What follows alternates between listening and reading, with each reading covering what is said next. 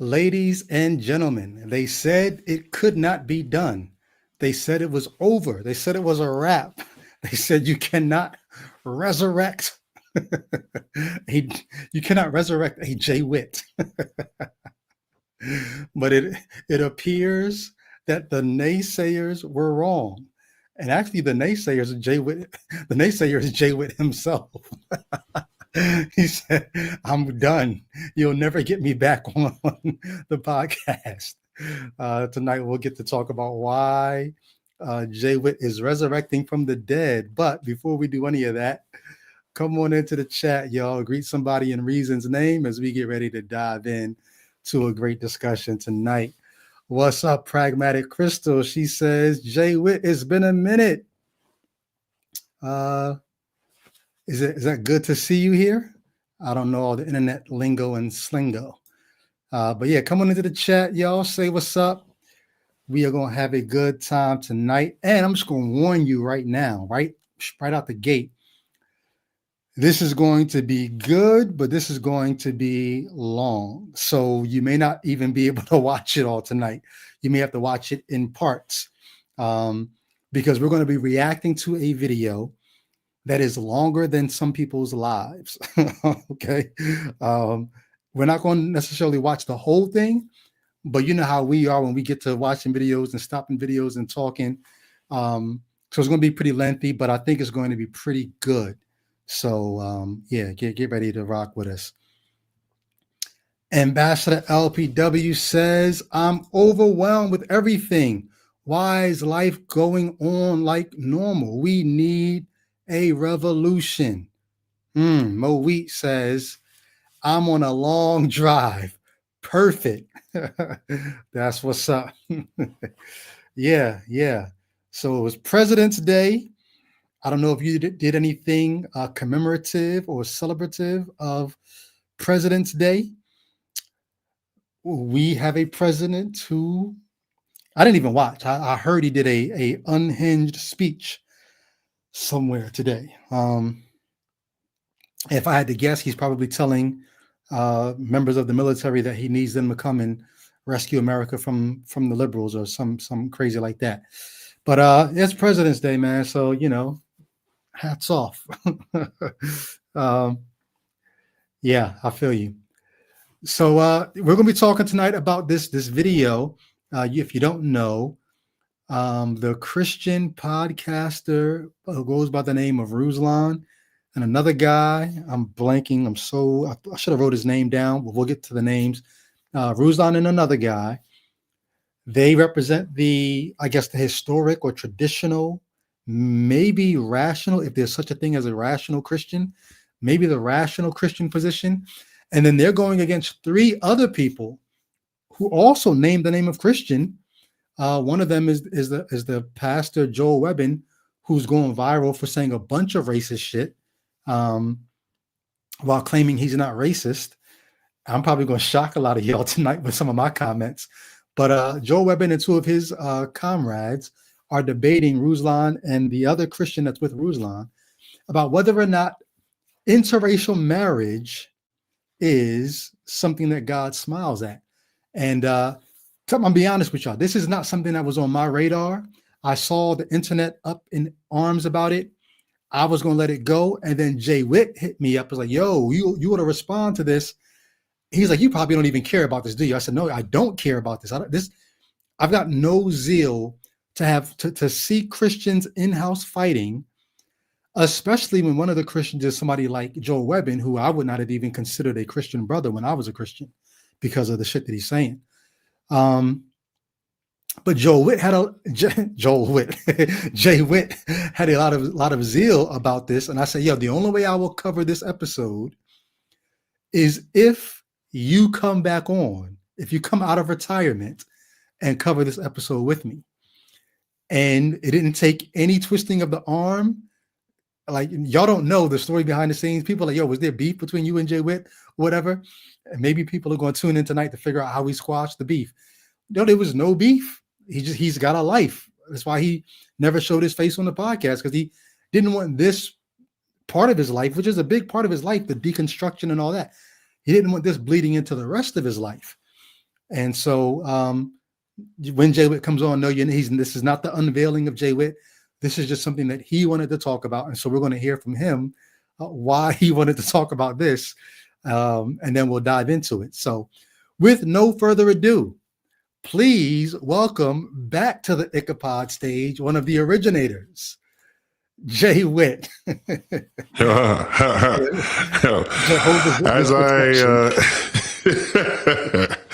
As I've said in the past, I wish I could have queued up some of my sounds. I'm going to tell on you. I don't know if y'all get what you're going to tell on me. What? Go ahead. I already know you got it queued up. Go ahead and play it.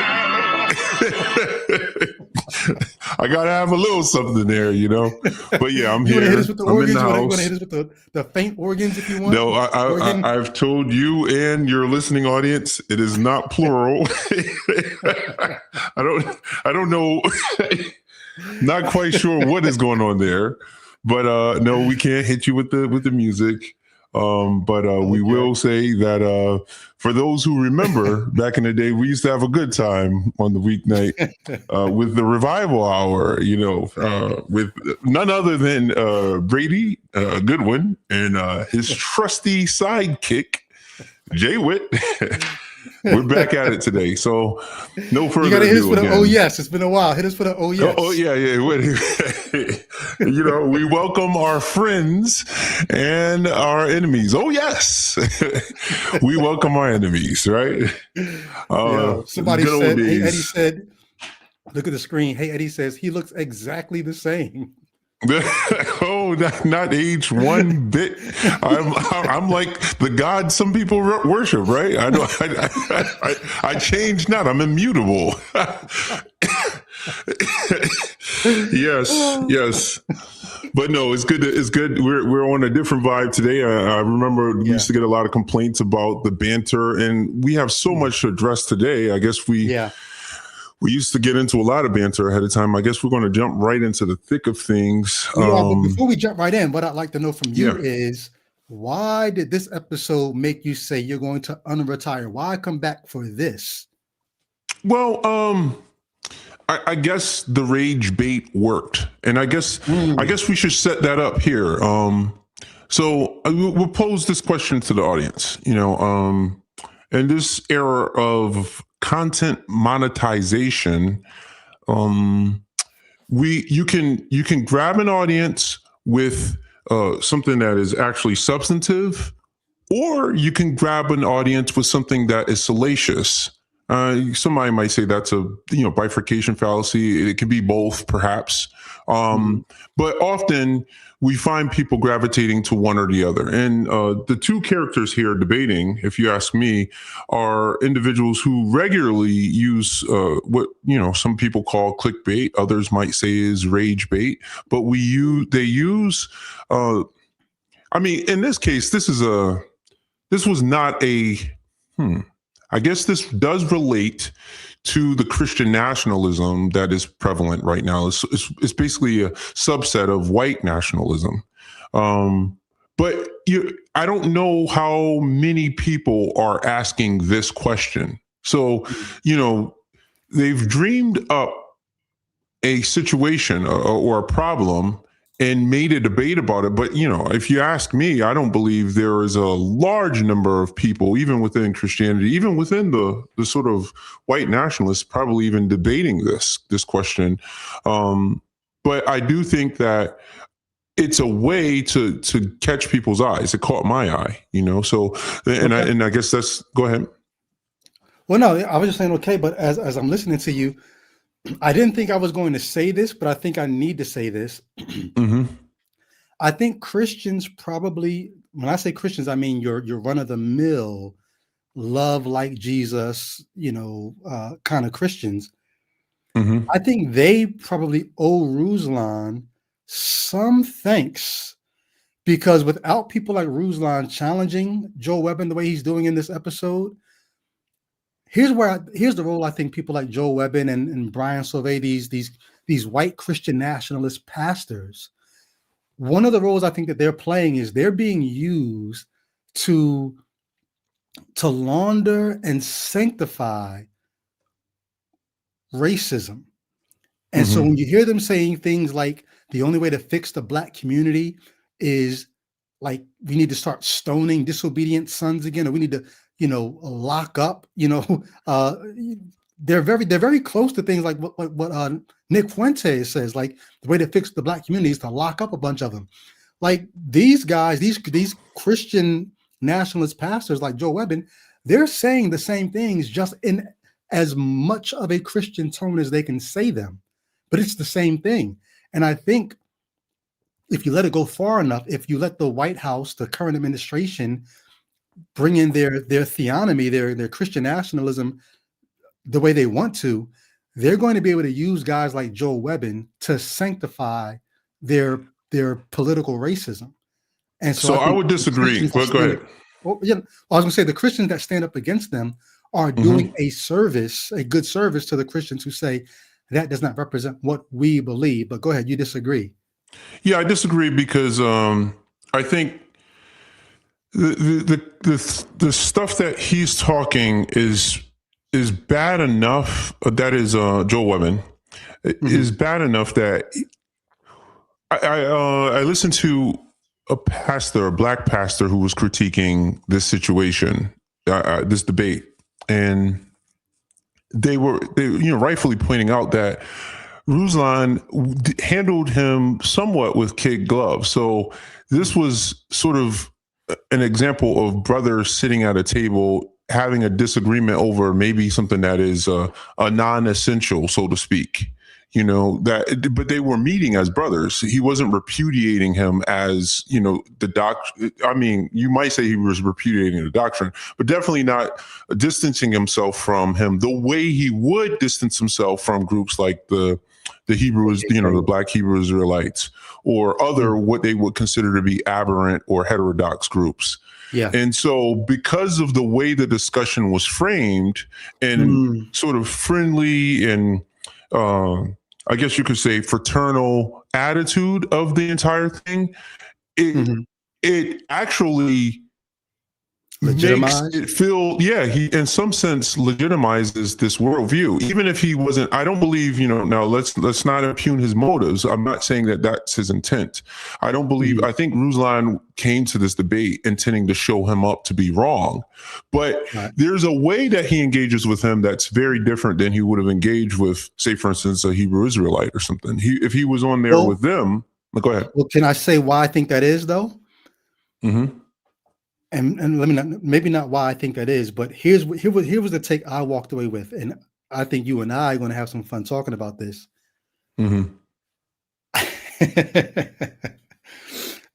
I almost hate myself for saying this, but I'm going to say it not just to be edgy, but there's a part of me that's like, I think it's right.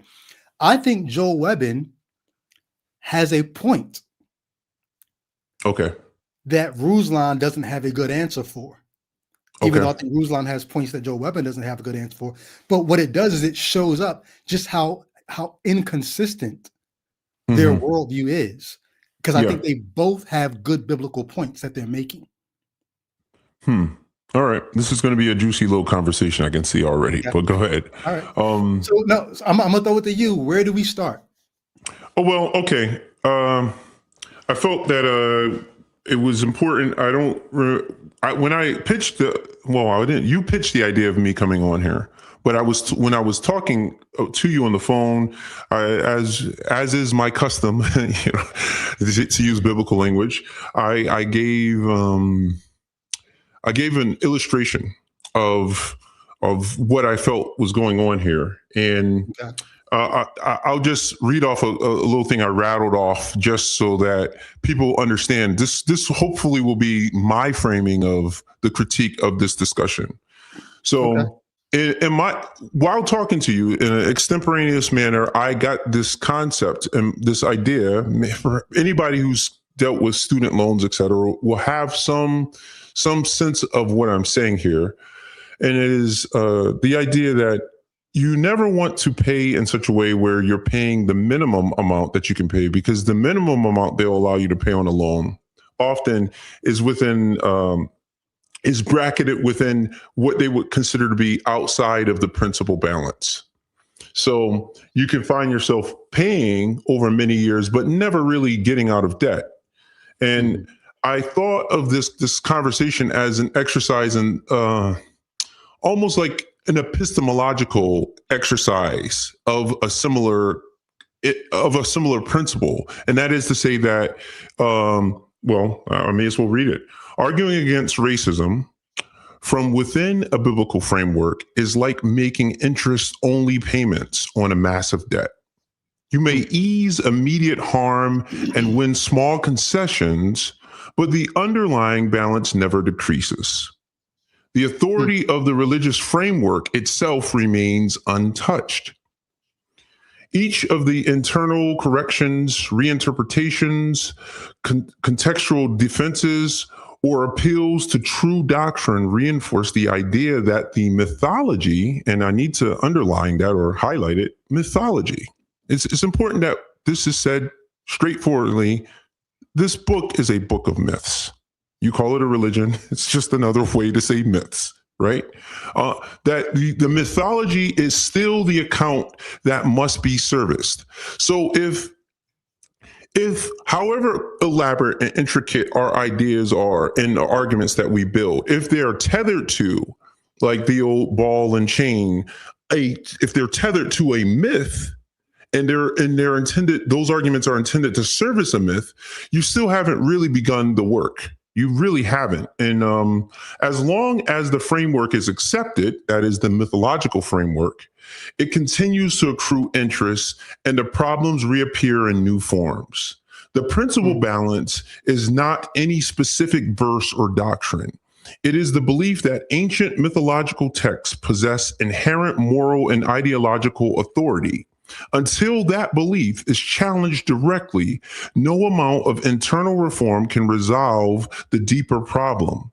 To make real progress, the argument must move from interest to principle, from debating interpretations to questioning why mythology is being treated as a legitimate moral foundation at all.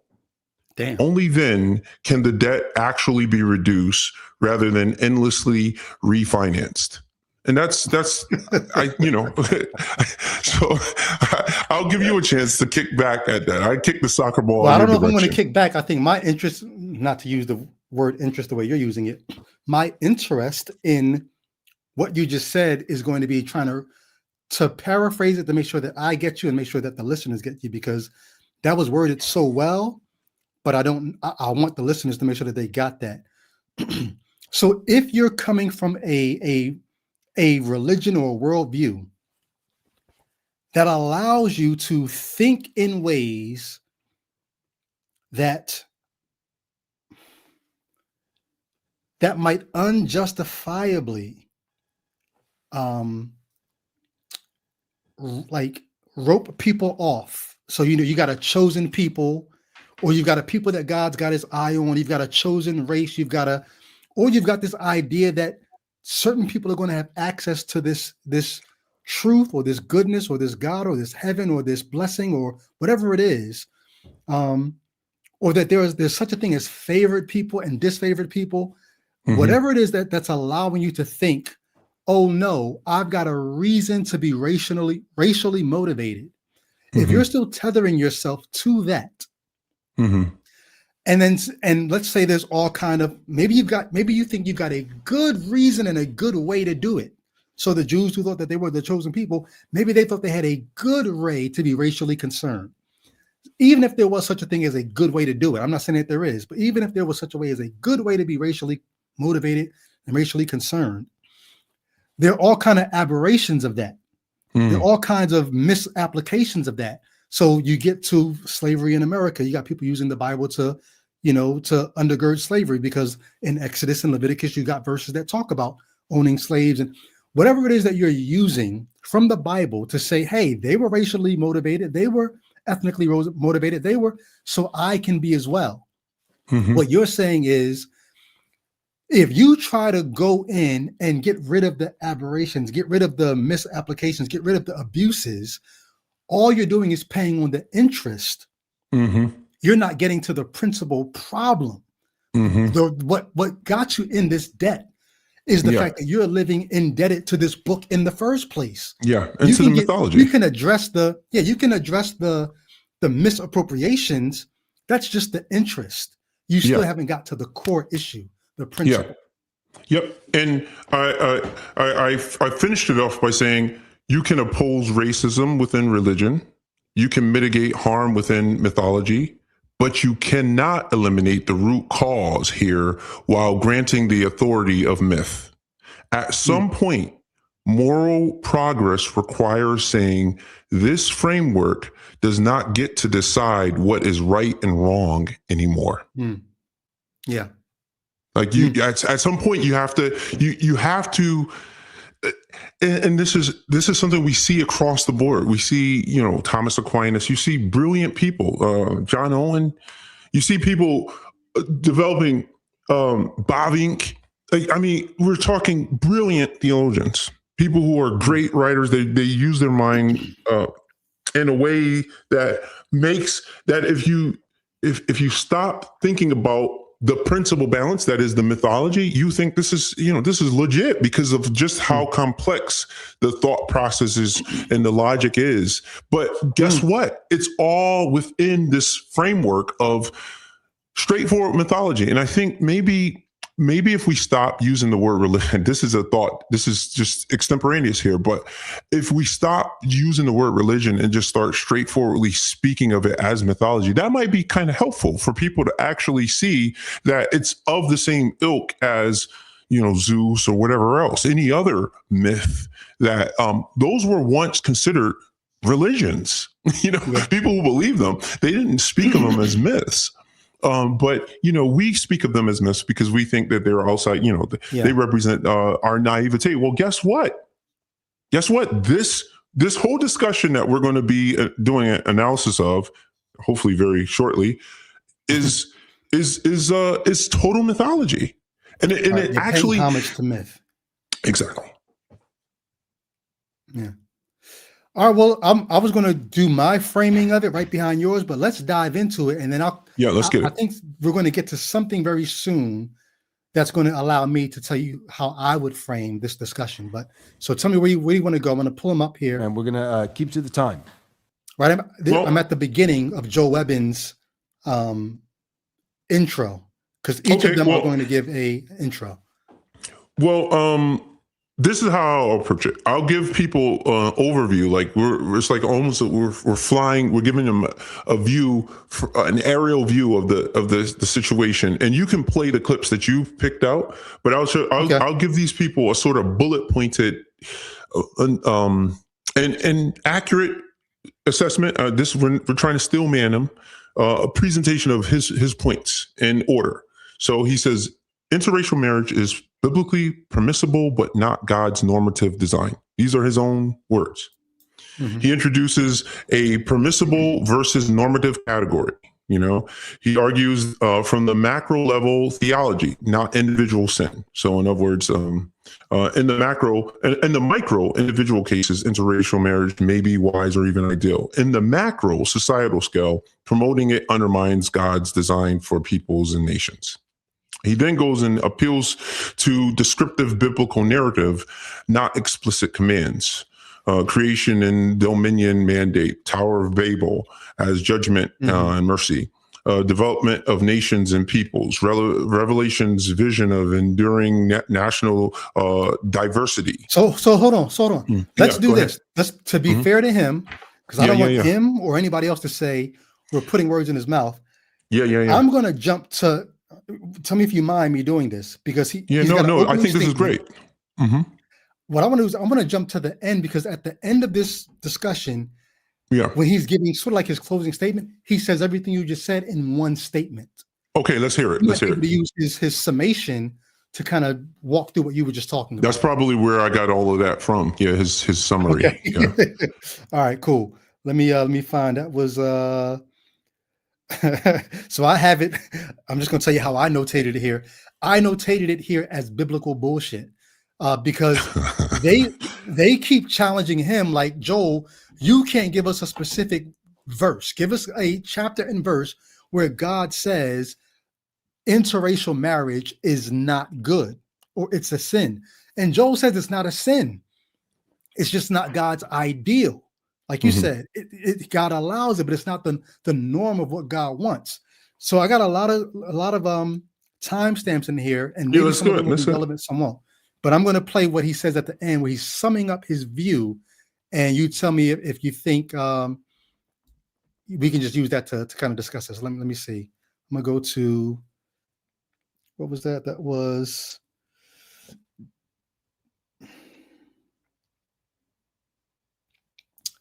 all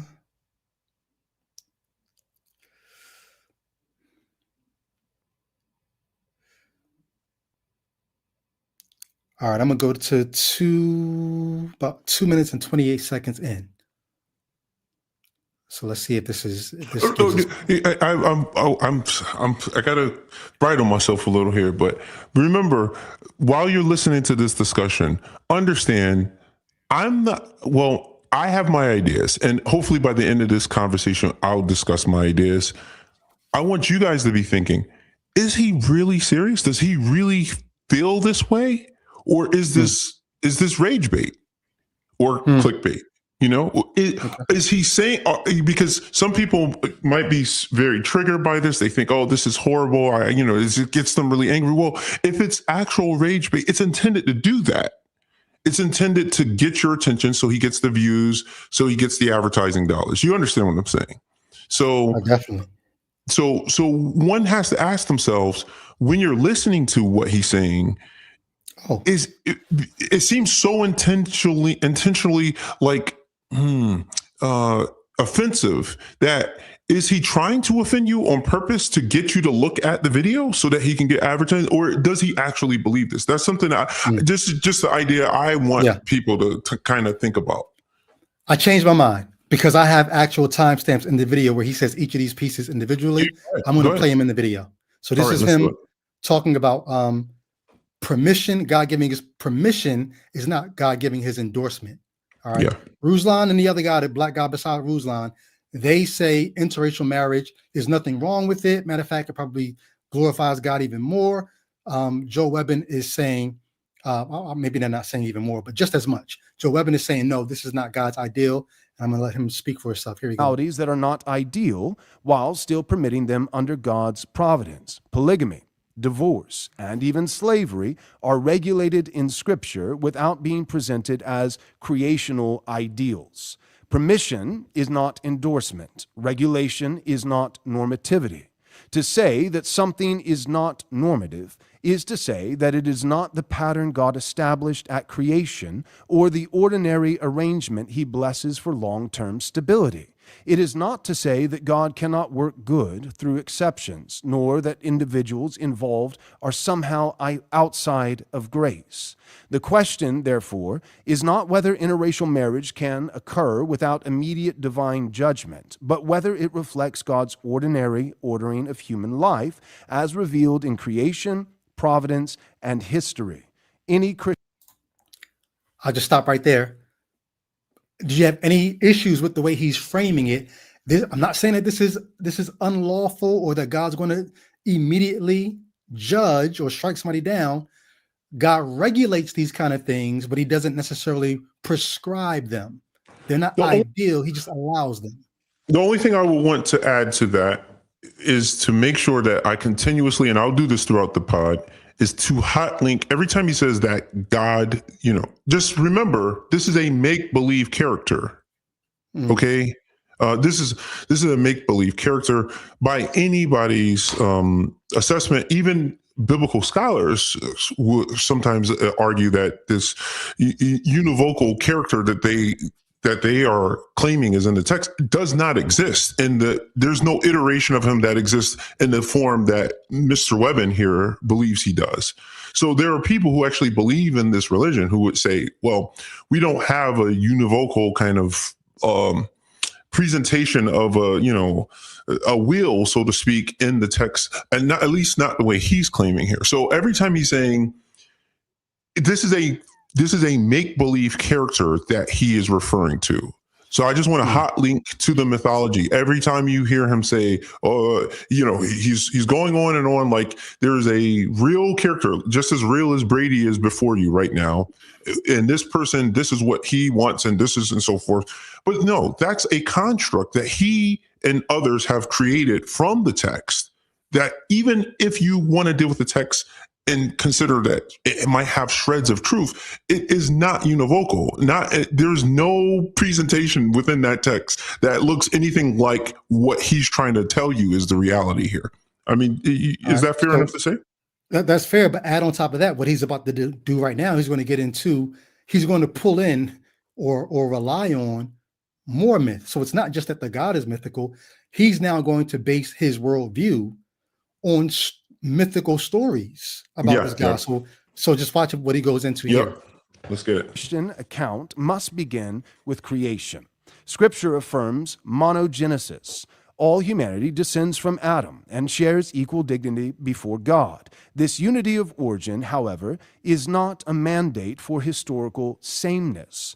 From Genesis onward, Scripture moves immediately from unity to descent, lineage, and inheritance. Genesis 10, the Table of Nations, presents humanity divided into families, clans, languages, lands, Can and you pause that, Brady, and make a little comment there? I mean, that's the benefit we have of being a Platist. You can pause.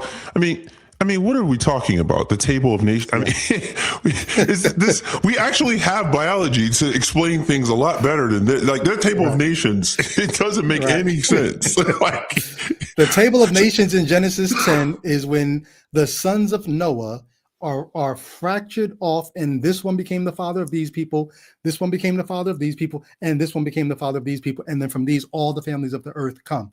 Like it's beyond mythical. It's childish. Yes. It's the kind of things that it's childish in one of two ways. It's childish for someone today to hear that and think that must be how it all happened. Yeah. But it's also childish because these are stories from humanity's infancy. It's myopic. It's myopic. It doesn't take into account the Americas. Remember? I mean, hello, anybody home? There's an entire there are continents across the pond, over the ocean. Well, no, did I take a note? Because he tries to get around it. He tries to say, so these three sons of Noah, this one's responsible for these people, this one, these people, this one, these people, and everybody else is either a direct descendant of one of these three or a combination of this one and this one, or this one and this. So that's how he gets the mixture. Or we can apply Occam's razor and guess that people couldn't write about people they didn't know existed. So the story ended where they, it's like, where does the end of the world, they say, oh, they're great sea dragons over there. It's like, no, actually it's just more water and there are other people on the other side, but you don't know. So you think it's the end of the earth, Yeah, Africa and the Middle East is all they know about at that time. And so all the peoples of the earth are there. Africa and the Middle East and maybe what used to be considered parts of Eurasia. That's all they know about. And so that's all they write about. But now these guys are retconning, right? Retconning is you go back and you rejigger the story to make it account for some new information. So now you know about people in Australia. Now you know about people in the Americas. So now you've got to reconfigure your story and say, oh, the sons of Shem and the sons of Japheth, maybe they got together and you gotta make it work for the new people you found out about in the 18th century or the 19th century. Yep. Yeah. But like you said, so he's relying on the Table of Nations in Genesis 10. There's one more part I want to play here because I think this is going to get to what you're talking about. Or I at least have a comment here. Let me just play this one clip at 16. Come up here because I think this is going to be the strongest point that Joel Webbin makes for me. Okay. And I'm not trying to give him any more credit than he's due, but there's a part of me that says, no, you know what? That actually is a good point. So watch this. Okay. Their dwelling places, I'm eager to hear 17, verse 26, judges them corporately, Amos chapter 1 and 2, and redeems them without erasing their identity, Revelation chapter 7, verse 9. The biblical vision is unity without homogenization. This framework undercuts the modern claim that peoplehood is either illusionary or morally suspect. Scripture treats descent, kinship, and inheritance as real, meaningful features of the created order. For most of Christian history, race functioned as a descriptive term for peoplehood, extended kinship embodied in history through ancestry, marriage, language, custom. Okay, I kind of overshot what I was looking for. I may have to go to the end and play the point, but here's the point that Joe Webber makes that I think is probably his best point. Okay. He talks about Revelation chapter 7, right? Uh-huh. In Revelation chapter 7, you've got, and when I was a Christian, I used to love this verse because when I was doing the cultural work that I was doing, the intersection of faith and culture, I always talked about God wanting all the different cultures in heaven. So in Revelation chapter 7, you have people from every nation, every tribe, every tongue, every people. And so I used to make a big deal about we need to be missionaries to all the different peoples, including the hip hop culture that I was so concerned about. Because in Revelation chapter 7, if the revelator sees this vision of all these different tribes, tongues, lands, people still in heaven, that means all those people have to at least be reached so that they can be there in heaven. Joel Webbin's point is going to be not that they have to be reached. They have to still be around. Okay. Well, all right. Can I answer that already? Well, hold on. Let Let me just make sure that people understand. His point is if John the Revelator is looking into the future, and in the future seeing all these different people that you could still distinguish by tongue, tribe, and he's going to say by culture, then anything that we do between now and then that erases a culture is going against God's will and what God showed John the Revelator. So if you start doing all this interracial marriage to the point that you remember, one of the things that these people are motivated by is the great replacement theory. There's going to be a replacement of white people in this country. If you allow all this interracial marriage, soon you're not going to have white culture. And John sees all cultures in Revelation. So anything that you do, including interracial marriage, is threatening what God showed John the Revelator. That's his main point. And I'll share my thoughts about that in a second, but you said you've got a rebuttal for that. Well, it strikes me as being peculiar that he's so concerned about the preservation of what he calls the white people. We'll have to get around to that eventually too. But I mean, if his point is valid, then John's vision is invalid because there are people groups that were wiped out actually during colonization. So all we have to do is look at history. We don't have to look to the future or to the wiping out. Hold on. And some of these peoples, many peoples, were wiped out before the gospel made its way to them. Because somebody could say, maybe even the people who've been wiped out, maybe they will be in Revelation chapter 7, because maybe they got the gospel beforehand. But no, some of these people were wiped out before the gospel got to them. Yeah. So how are you going to see them there? There were large swaths of people who were dead by the time the colonizers got there because the disease spread ahead of them to natives in, Central America, North America, etc. So many, I don't know if people have heard this. They would give them blankets sometimes, diseased blankets to do the work for them. So it's kind of peculiar that the concern now is to the preservation of distinct people groups when so long as the gold was good, you didn't care about wiping out the people group if you can get your hands on the actual treasure. And I think in this, we see some inkling of the motivation. It's really all about the here and now. He's talking about the hereafter and what's going to happen in Revelation, some chapter of Revelation, but really he wants supremacy here right now. He wants white supremacy in a world that we can see, not in some ethereal world of the hereafter, in the eschaton. As beautiful as that is, here's why I think he's got a point. This is the problem with free will and God's sovereignty. Like, if God knows the future, can you do something that's outside of what God knows to happen? Like, if you don't have the option to do anything other than what God knows is going to happen, you don't have free will. Well, in the same way, if John sees people from every tribe, every tongue, every language, every this, every that, every culture, and let's say Joel Webbin's worst fear comes true. Let's say there's so much interracial marriage that there's no more white people or no more white culture. Everything is biracial this and multi-ethnic that. A mongrel, so to speak, right? That's what they would have said back in the day. If we have the potential to do something with ethnicities on this planet that changes what God showed John the Revelator, then what does that say about God's future, God's plan? We have the ability to thwart God's plan, so much so that Joel Webbin needs to go on a campaign to warn us, hey, stop, because we're going to mess up Revelation. Like, is that what you're saying is happening here?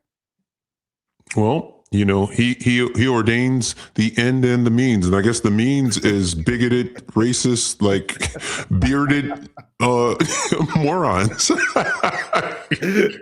So to pull off Revelation chapter 7, God needs a Joel Webbin to warn people that interracial marriage is going to mess up the vision that God showed John. Well, therefore, we need to get our act together and stop it. Yeah, I mean, you recall the story of, I forget what the king, what his name was. But he went into battle, and he went, was that Ahab? I think it was Ahab. And he went in there, he disguised himself so that he wouldn't be killed according to the word of the prophet. And indeed, he ended up, because it was Micaiah who had prophesied that he was going to die, if I'm not mistaken. And even though he was disguised, a random arrow hit him and he was killed by it. So in the text, we have something very different. We have a will presented to us, the divine will that's presented to us. And regardless of what we do, it can't be thwarted, right? The guy disguises himself, he goes into battle, and he still dies because that was what God had prophesied through Micaiah.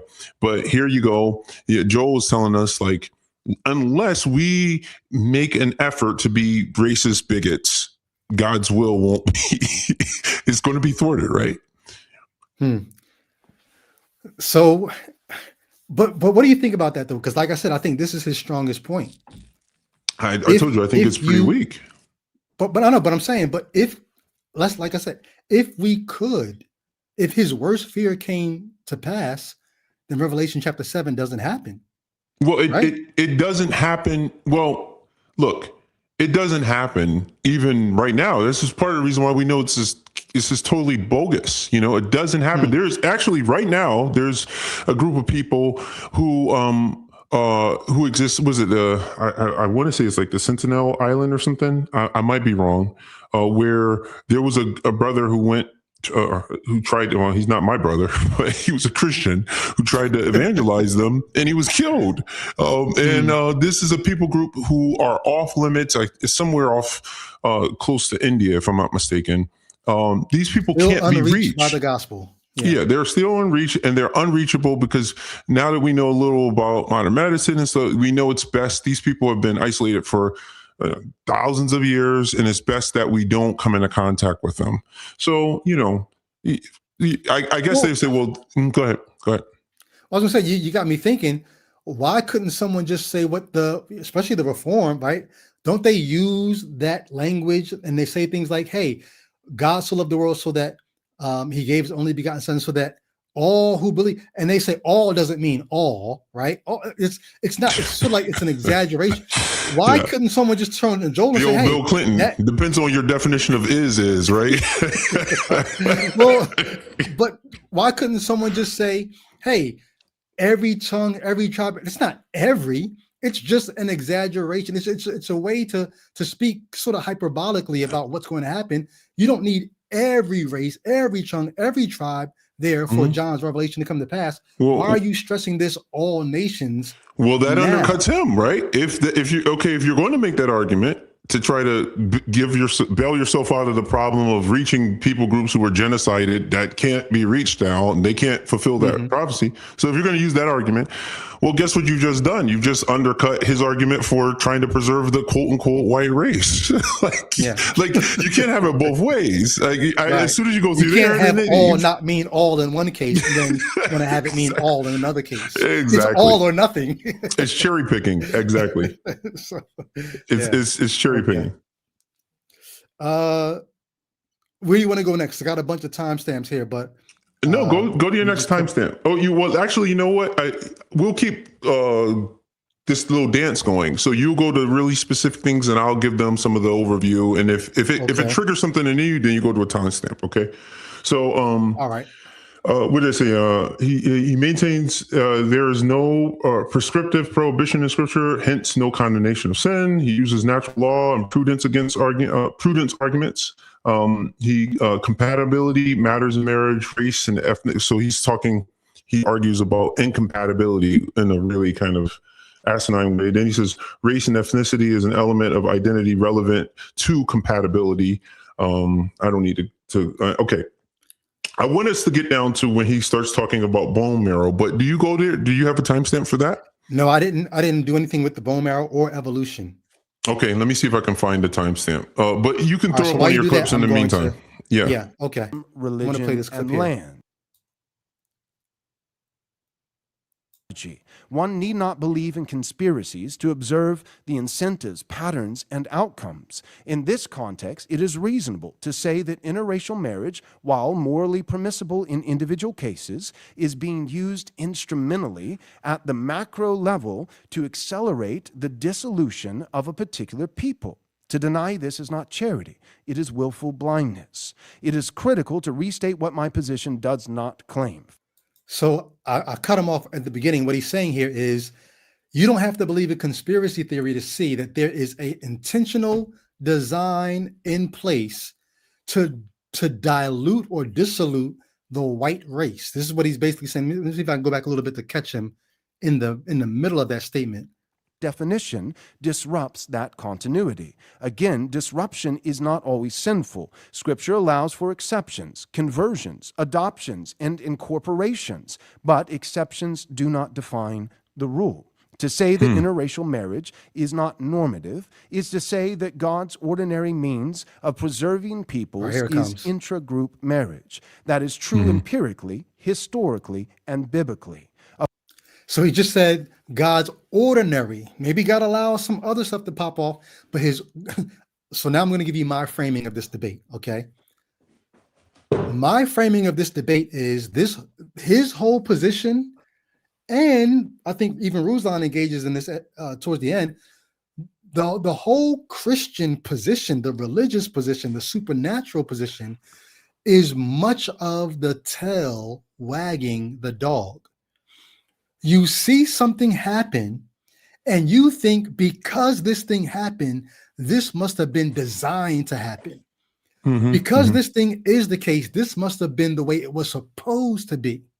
And so he sees ethnicities, he sees groups that have formed based on their commonalities, and he says, oh, God must have designed it. Not this is the way it shook out.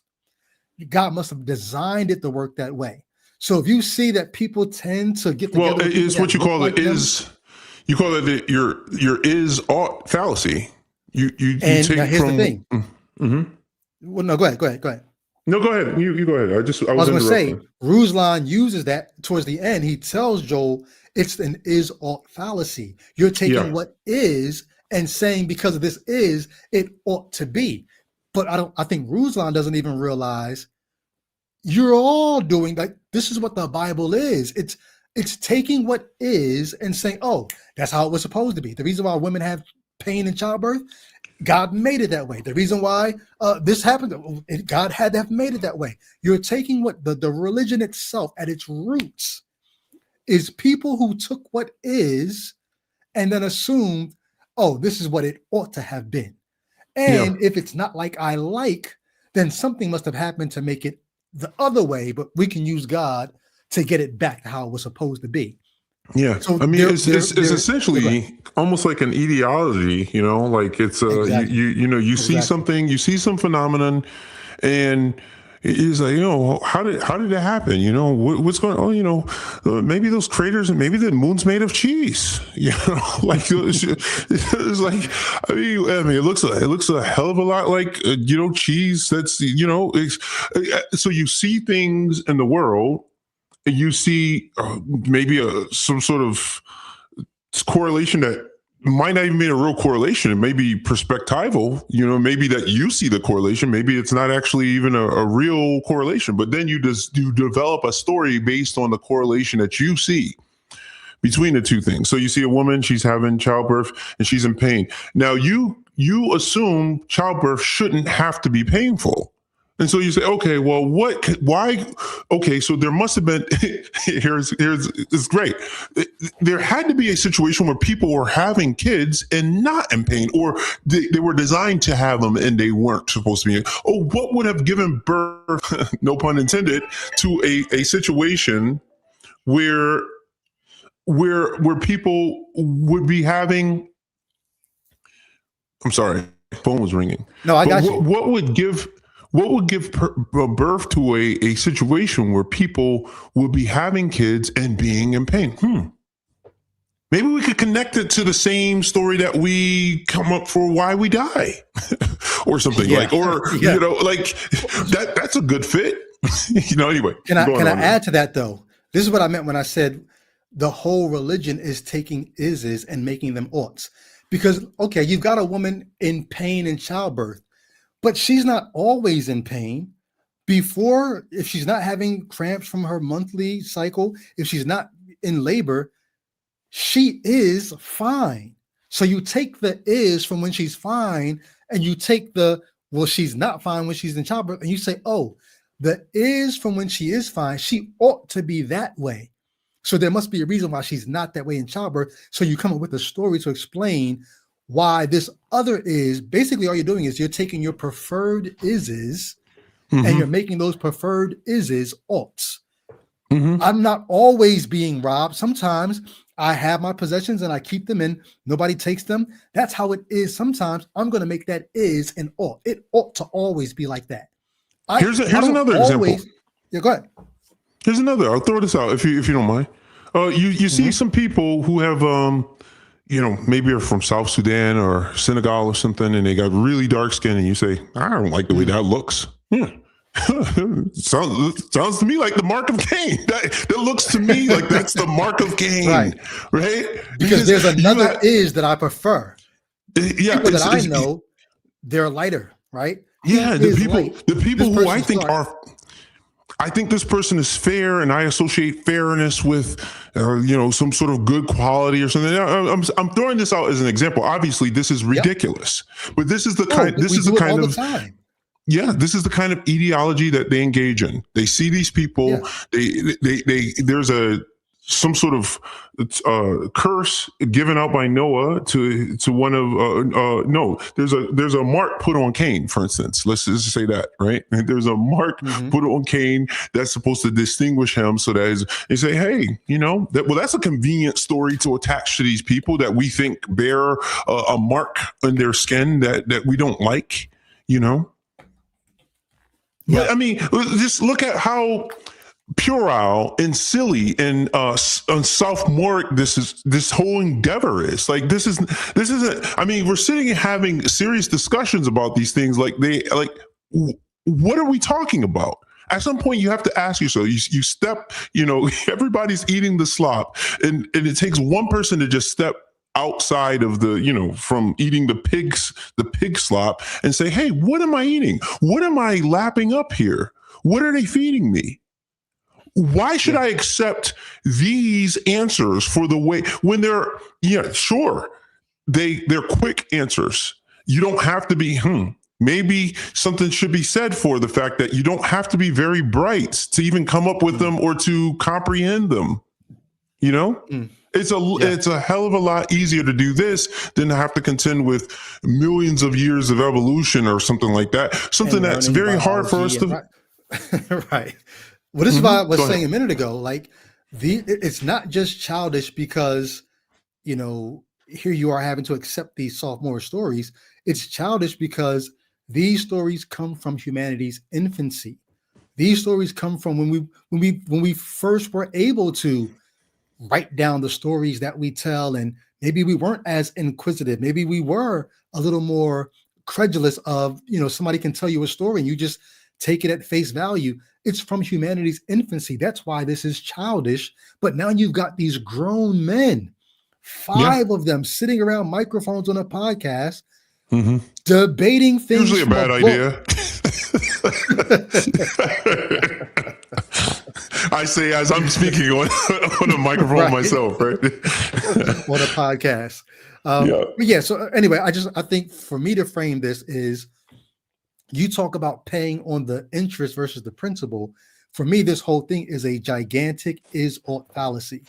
Joel Webbin likes the way things are in his mind. I like it like this. This is how it is, and this is how it ought to be. So you see people who you tend to enter or as he's intra-marry. You marry within your ethnicity or within your race. You see that happening, and then you assume, oh, that must be the way God intended it to happen.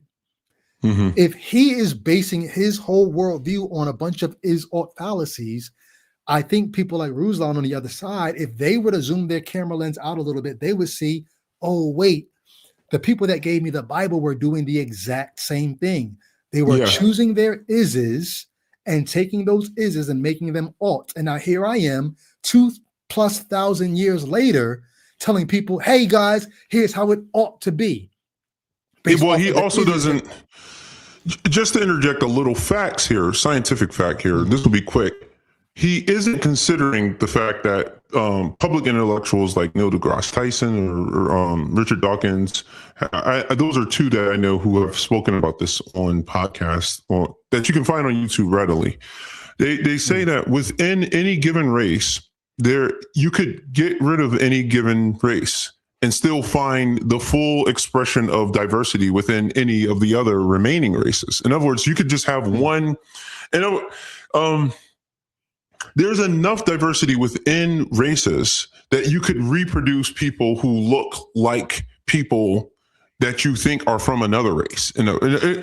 Any given race has an extreme amount of diversity in it. And the lines that they want to draw in terms of race for diversity are artificial, is what I'm saying. Like, there is some, I think it was Dawkins, if I'm not mistaken, who speaks about the fact that he does believe that there are correlations that are real, that you can draw between a person's skin color often and other traits and things, that those things, for better or for worse, the term race is somewhat useful occasionally for those kinds of things, but that much is made of the fact that you don't have diversity within these groups by people like Webbin.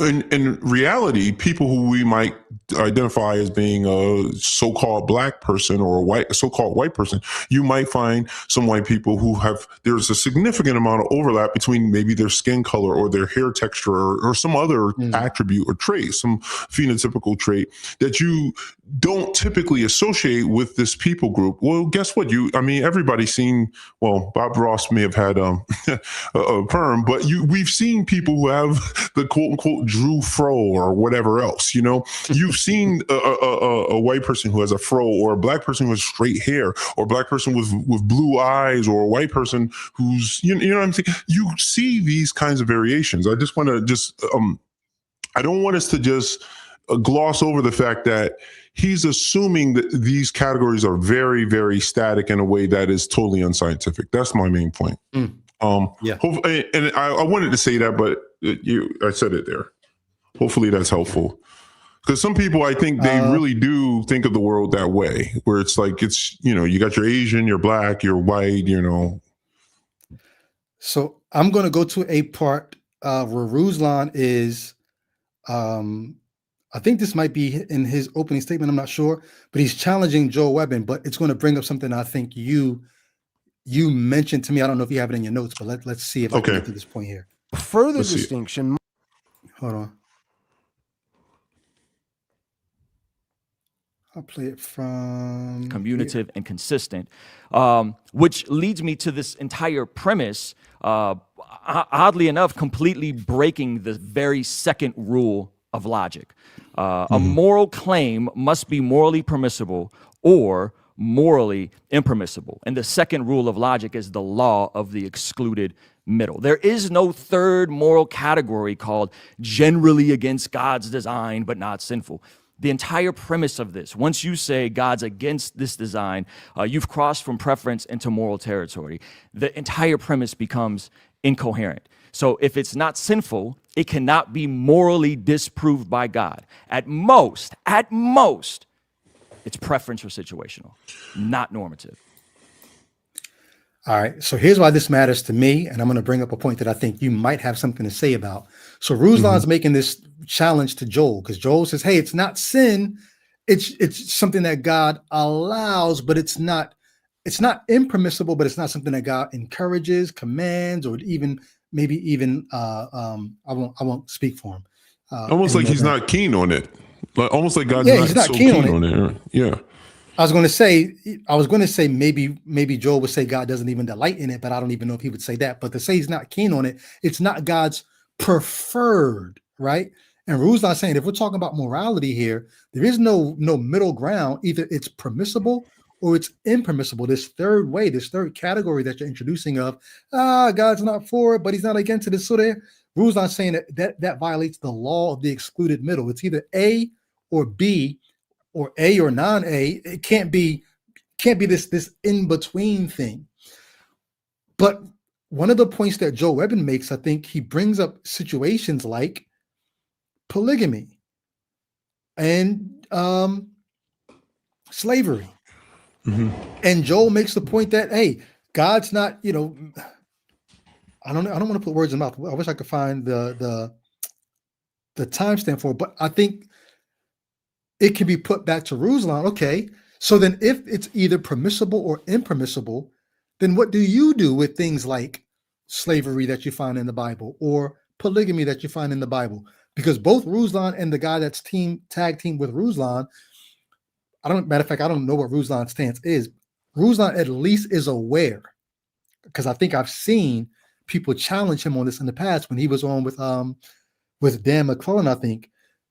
He challenged Ruslan because Ruslan tried to say, no, but slavery in the Bible, it's more like indentured servitude, And Dan McClellan, if I'm not mistaken in who it was, set him straight, like, no, biblical slavery is not indentured servitude. But in this debate, the guy that's with Ruslan, the black guy, he runs the same argument that, biblical slavery is not like the slavery we think of. It's not chattel slavery. It's indentured servitude. Well, no. And I think if Ruslan was going to be, if he was going to be intellectually honest, Ruslan should have tagged his buddy like, no. Actually, biblical slavery is chattel slavery, because that was already pointed out to Ruslan in the past. Ruslan doesn't do that. But either way, all I'm saying is this. In the Bible, you do see chattel slavery. In the Bible, you do see polygamy. You see God telling David, when David took Uriah's wife, God steps to David through the prophet. What's the prophet? Nathan, I think it is. Nathan, who steps to David and says to David, this is what God is basically saying to David. I gave you, God is saying to David, I gave you the wives, plural, of your master Saul. And if that was not enough, I would have given you even more. So now I think to Ruslan and the guy that's with him, if there is no in between, if it's either morally permissible to God or it's morally impermissible, then what do you do?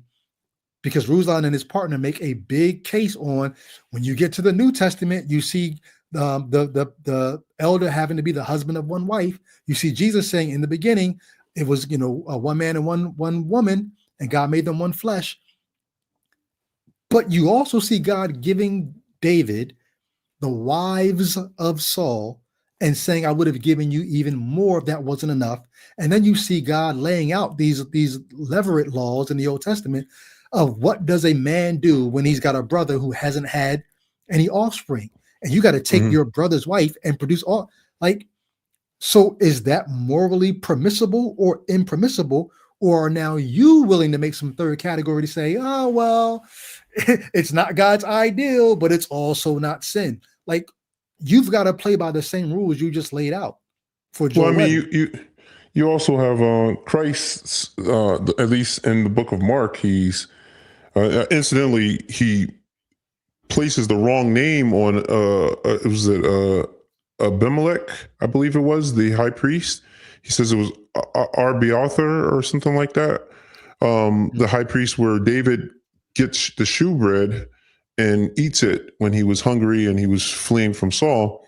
Again, this would have been more. This would have been immoral. That, incidentally, Christ quotes he makes the mistake of misidentifying the high priest there, which is interesting in the text for all of you inerrantists or whatever.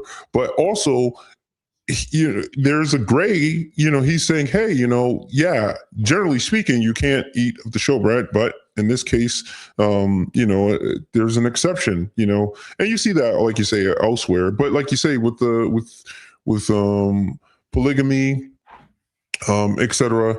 We do see there's never a direct prohibition of polygamy in the Bible, though. So maybe that would be the argument. I guess maybe that would be the argument that Joel would make. I don't think he would make that, but I don't think that. Yeah, what would you say, Joe? I said Joe. I almost called you Joe. What would you say, Brady? I called you JWit back when I was introducing the program. So yeah.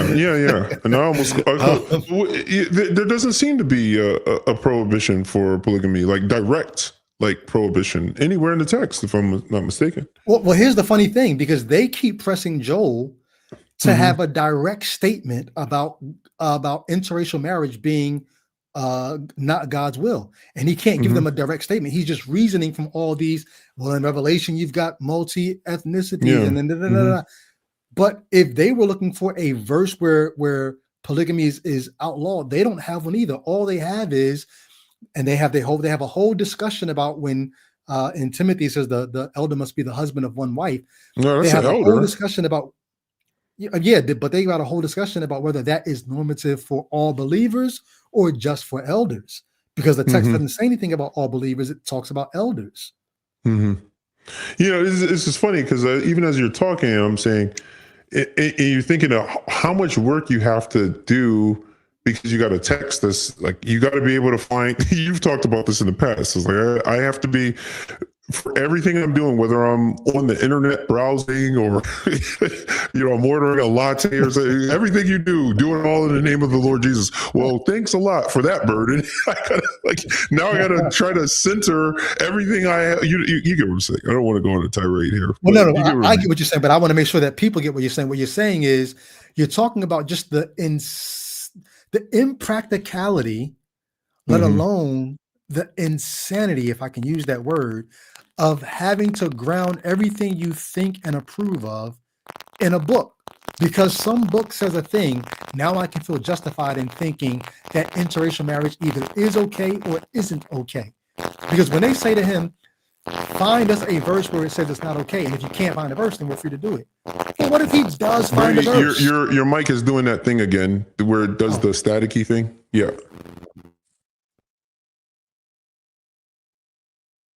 You got the fix for it or something? How's it sound now? It sounds great. Yeah, that's the fix. Whatever you did. Yeah. I'm not sure where it cut off at, but no, but you were saying you basically making that point that you got to find a verse. Go ahead. Yeah.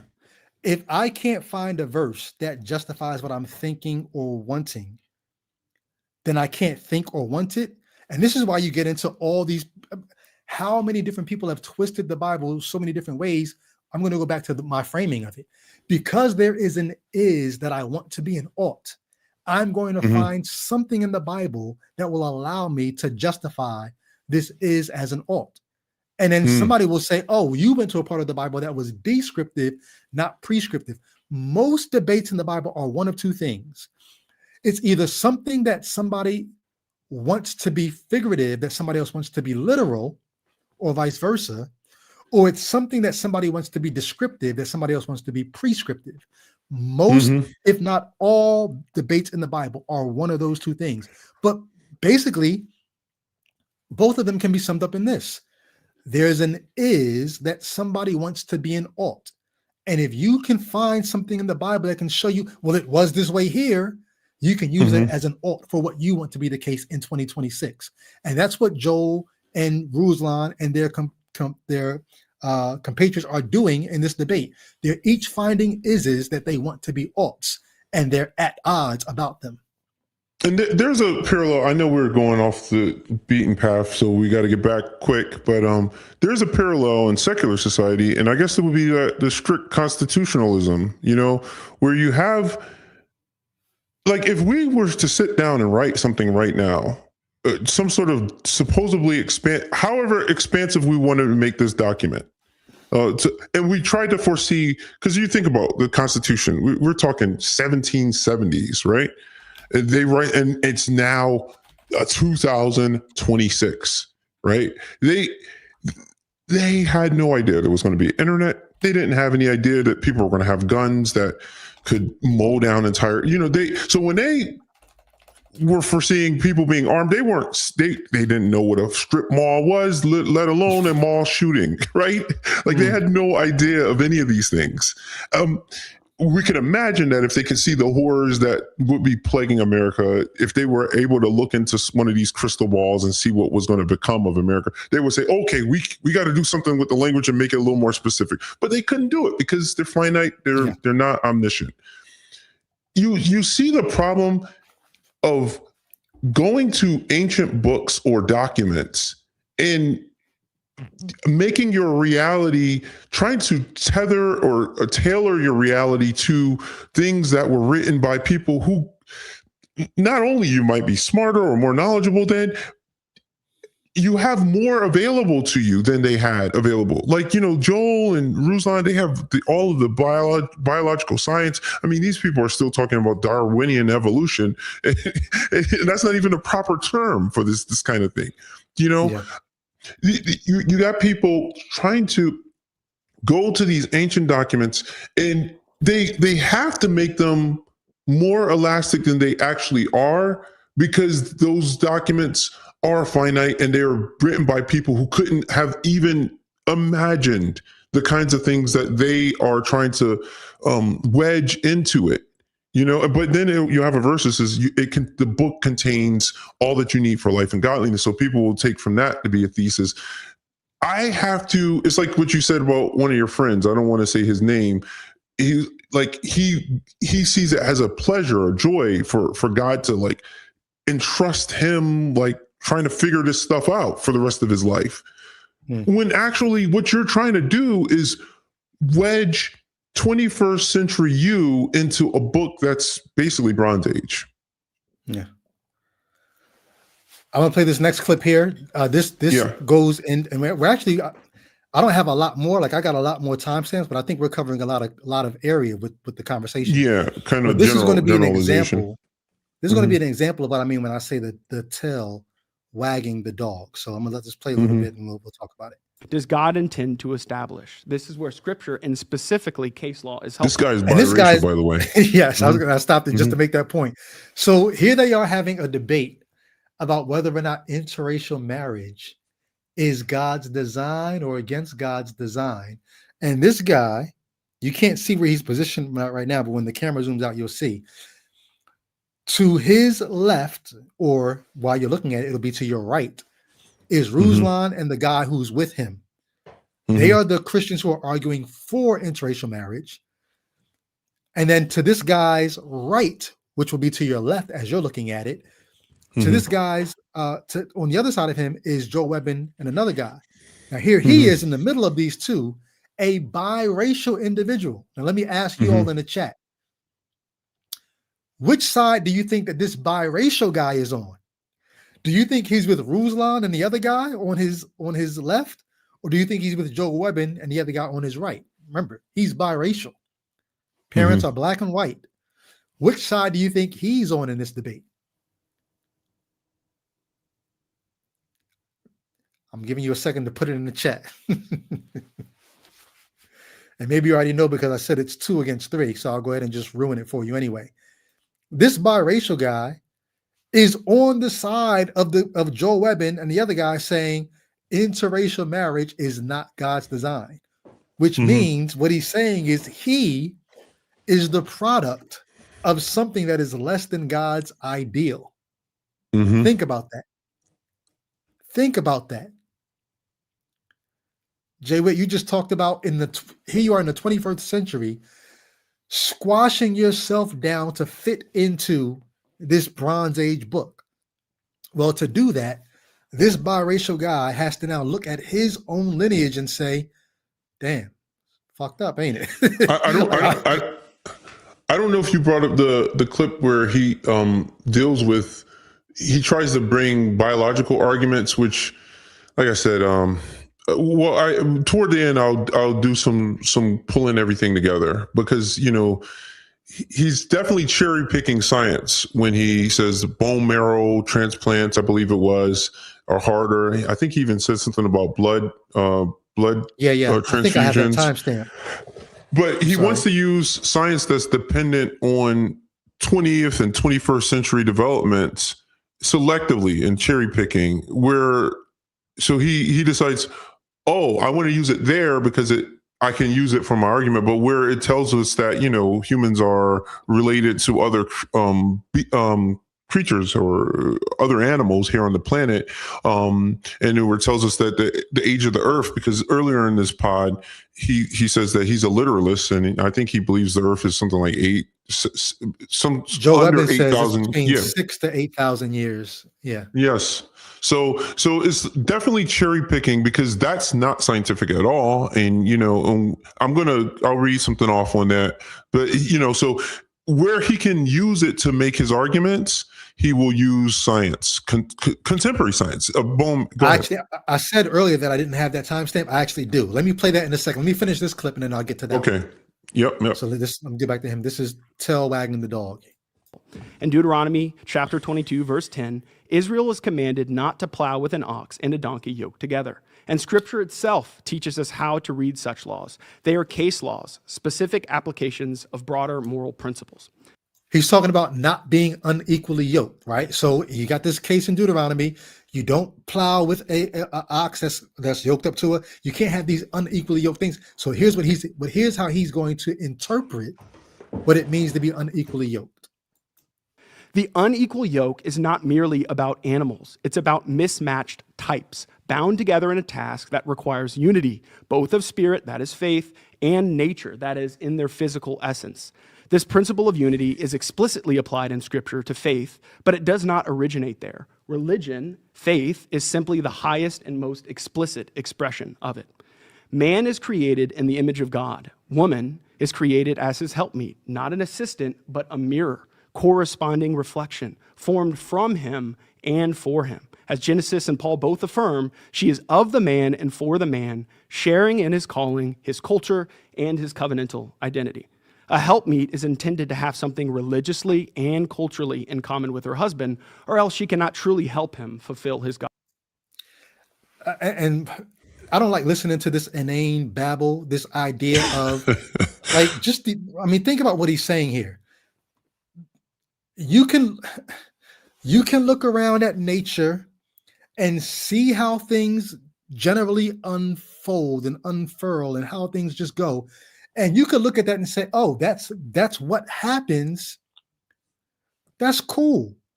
You can look at the selection pressures that cause organisms to evolve the way that you can look at the environmental pressures. You can even look at where, if you think that there's such a thing as free will, where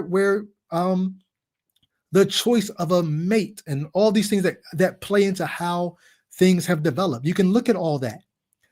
That's one thing, to study why do things happen the way that they happen. It's another thing to look at things happening the way that they happen and say, because they're happening that way, they must have been designed to happen that way. So what he's doing is he's looking at the way that people generally tend to mate. You tend to marry and mate with people who are in your surroundings. You tend to find people attractive that remind you of some part of where you came from. You're reproducing the family portrait that you were a part of. It's interesting when a lot of times when I see biracial men, black and white men, I see a lot of biracial men who have white wives. And when I asked them which of their parents is white and which is black, their mothers were white. Well, what does that mean? That just means you're used to seeing a romantic relationship with a white woman and you gravitated towards that. That is in no way an indication that it was designed to be that way. That's why I say this is the tail wagging the dog. You're looking at what is happening and saying, oh, because that is what's happening, that ought to be what's happening. And his entire argument is based on that.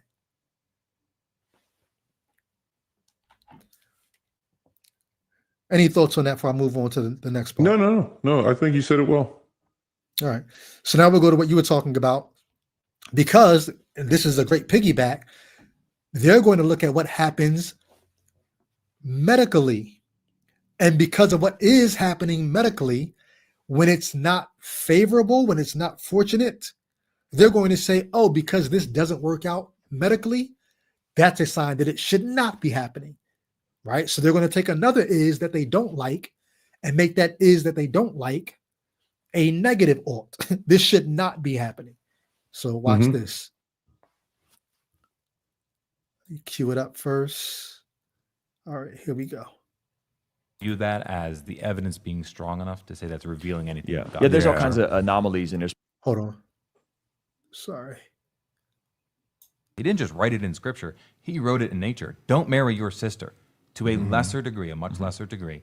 To a lesser degree, I think what they're asking is, well, interracial marriage, we see some of these also disadvantages. Oh, you should pause it real quick. As the evidence being strong. Yes. So he's when he's saying it's written in nature, just for the record, he's saying don't marry your sister. What he means there is that there are ramifications that we can see within biology when too close of kin get together and produce offspring. I'm going to take it back a little bit further so you can get the full context. Saying something in that this is the guy that I kept referring to. I think his name is God Logic. That's what he goes by. He's there with Ruslan as his I was about to say his helpmeet as his tag team partner here. bleeding and we get diseases. We're in a fallen world, so It starts sounding like eugenics. Go back a little bit further. Oh yeah, you got to go back a little further because I think he's responding to Weapon saying that. Yep. More registries for interracial people, so I would put yourself on the bone marrow. Oh, even a little further. Registries 3 have more families. So this was a question that came in a super chat that they're reading about interracial marriages producing health issues. He says, well, what can we draw from scripture that God forced cultural differences by language and Babel and encourage it through genetic advantages to racial kin and creates difficulties otherwise? So I think it'll be helpful to break that question down. The questioner is saying, if we're looking at Babel, which is a crazy thing to do, you're looking at, first of all, oh my gosh, Genesis chapter 10 tells one story about how the nations got divided. Noah's sons, right? 3 sons. You got these 3 different kinds of peoples. Then Genesis 11, you've got a completely different story, a contradictory story telling you how you get different nations because God came down and confused the languages. So you've already got 2 different, and this it helps you understand when you read the Bible, like J-Wit said a while back. It's not univocal. It's not this one streamlined story that everything fits together. You've got a bunch of different stories that some people group said, hey, I like this story for this reason. Well, I like this story that speaks on the same topic but says something completely different, but I like it for a different reason. Well, we're going to like them both. We're going to put them both together. And we're not trying to make this a chronology. We're not trying to make this a streamline. In Genesis 1, this happened. Then in Genesis 2, we're not trying to do any of that. We like both these stories and they contradict. We don't care. We like them for what we like them for. That's what the Bible was originally. That's what the Hebrew Bible was originally. But if you don't like that approach, what you're going to do is you're going to try to say, oh, these aren't really contradictions. This all happened, and now I've got to go in and figure out how they don't contradict. Well, Genesis 10 and Genesis 11 contradict. You got two different ways of getting nations and peoples.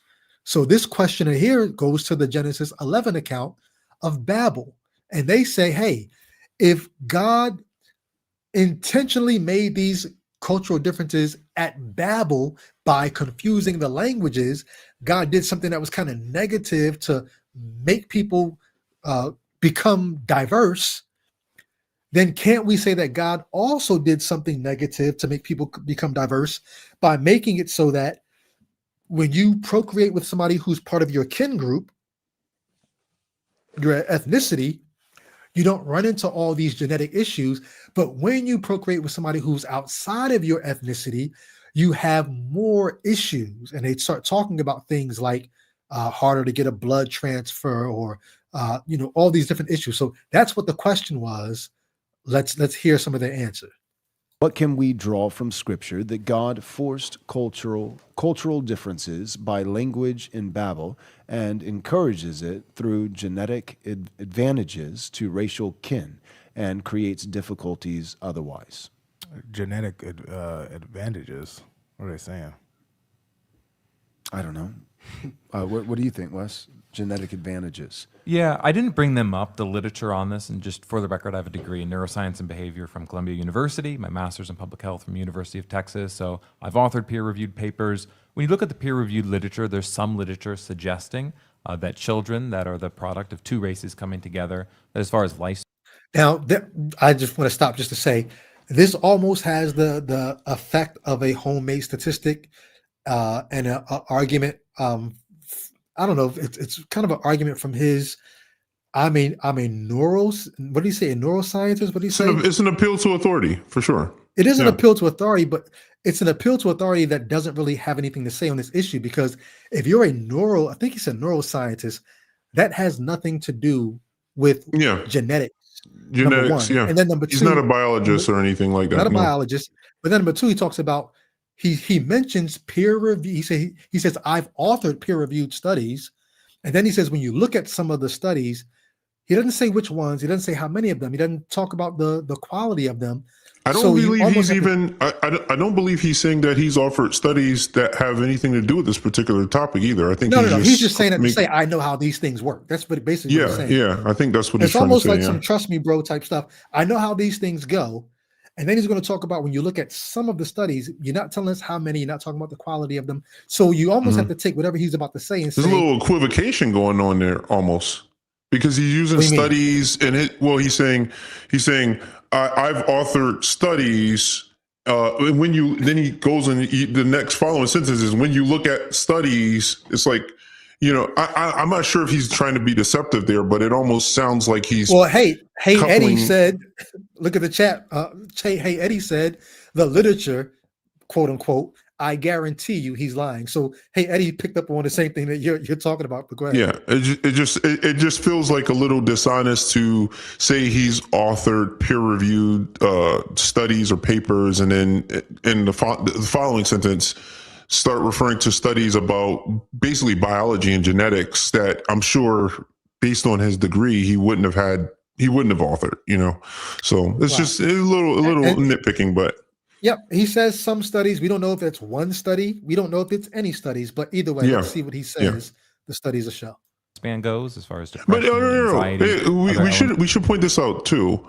Note that when they want to be taken seriously, he's actually appealing to science outside of the Bible. Think about that. He's not saying I went to Westminster or something, and therefore I can be trusted. He's trying to back it by, and this is going to feed right into my claims about cherry picking. But go ahead. Okay, let's let him get to it then. Them up, the literature on this, and just for the record, I have a degree in neuroscience and behavior from Columbia University, my master's in public health from University of Texas, so I've authored peer-reviewed papers. When you look at the peer-reviewed literature, there's some literature suggesting that children that are the product of two races coming together, that as far as lifespan goes, as far as depression, anxiety, other elements of identity and behavioral problems, that they experience more of those. You could also think of... Now, hold on. Just right there, this is so much of the tail wagging the dog, because what are you saying? Are you saying that because of the interracial makeup of a person, they're going to be depressed, they're going to live, so they're going to do, or why wouldn't you look at it the other way around and say, damn, there's something about the society in which we live that being a, think about W.E.B. Du Bois when he talks about the double consciousness of being black in America. You could even take that to somebody who's biracial, living in a world that has the kinds of problems that our world has with race. Doesn't mean that it's supposed to be that way. You can't take that is and say that's an ought. No, you're looking at societal factors. You're looking at sociology. You're looking at psychology. You can't use that to say that because this is the way it is, that it either ought or ought not to be this way. You have to look at why it is that way. And I think this is where Ruslan actually. It's cherry picking too, because it's, the literature, so the quote unquote literature will also tell you that atheists are smarter than believers. I mean, like literally, you can Google that and you'll see numerous studies that have been done, and they find that people who are atheists or non-believers typically are more intelligent. He's not going to accept that. I assure you, he's not going to. What he would do is he would do everything he should do. He would ask the question, who did those studies? What were their biases? Exactly. He would get all the issues that would, you know what I mean?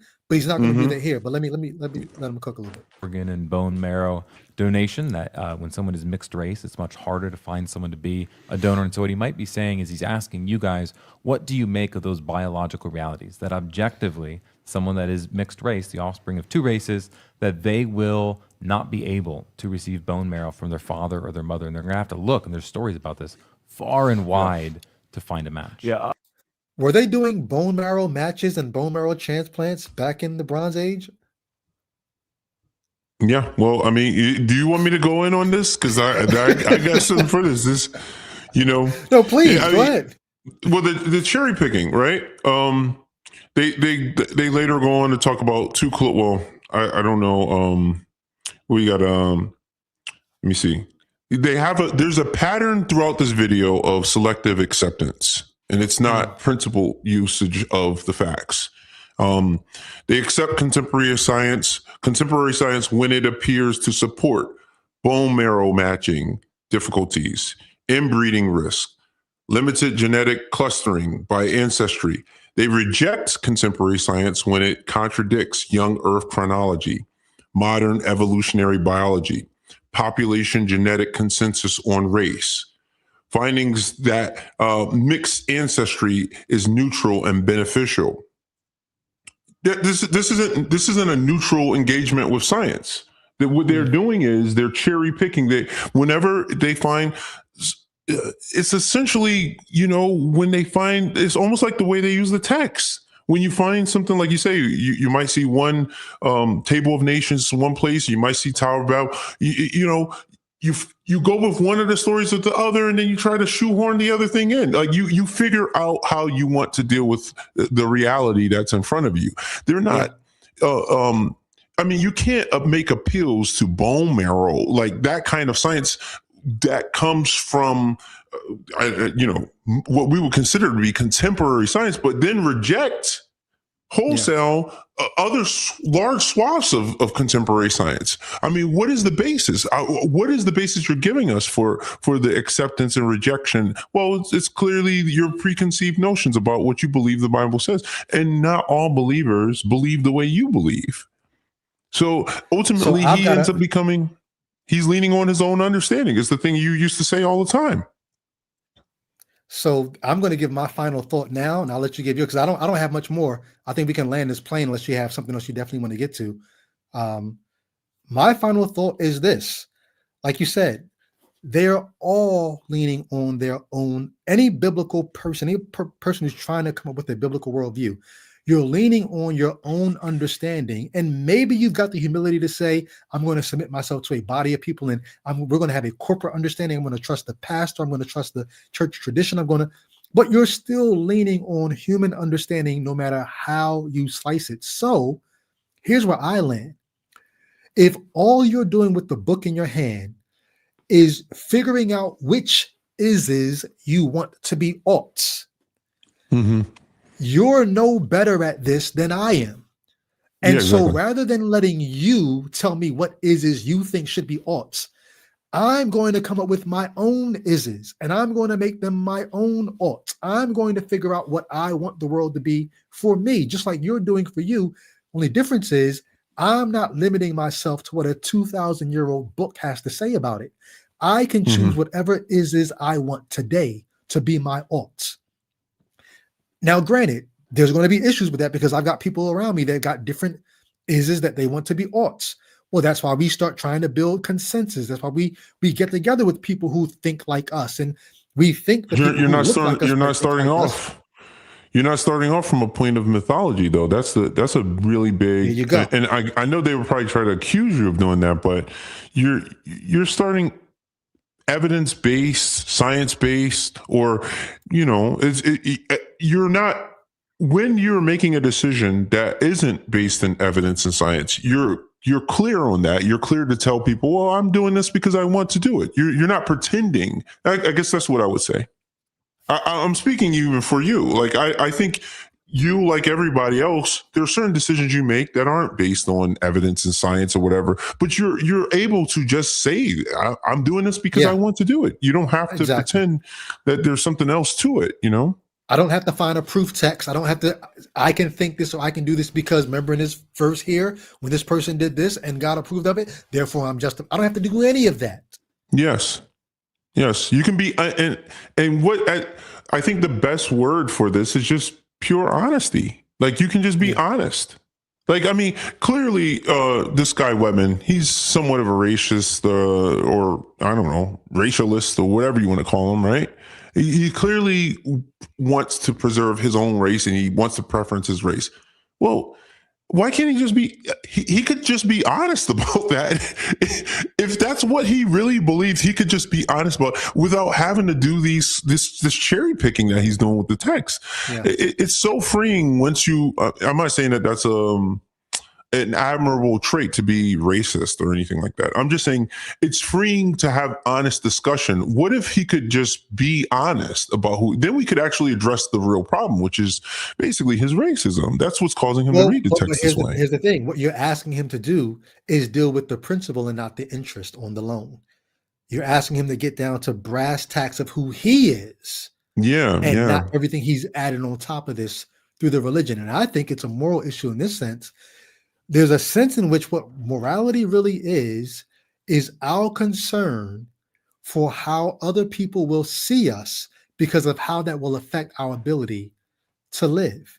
If people do not see me as a good person, as a caring person, as a loving person, as someone who's about the corporate, if people don't see me as a benefit to the society, that will impact my ability to live well.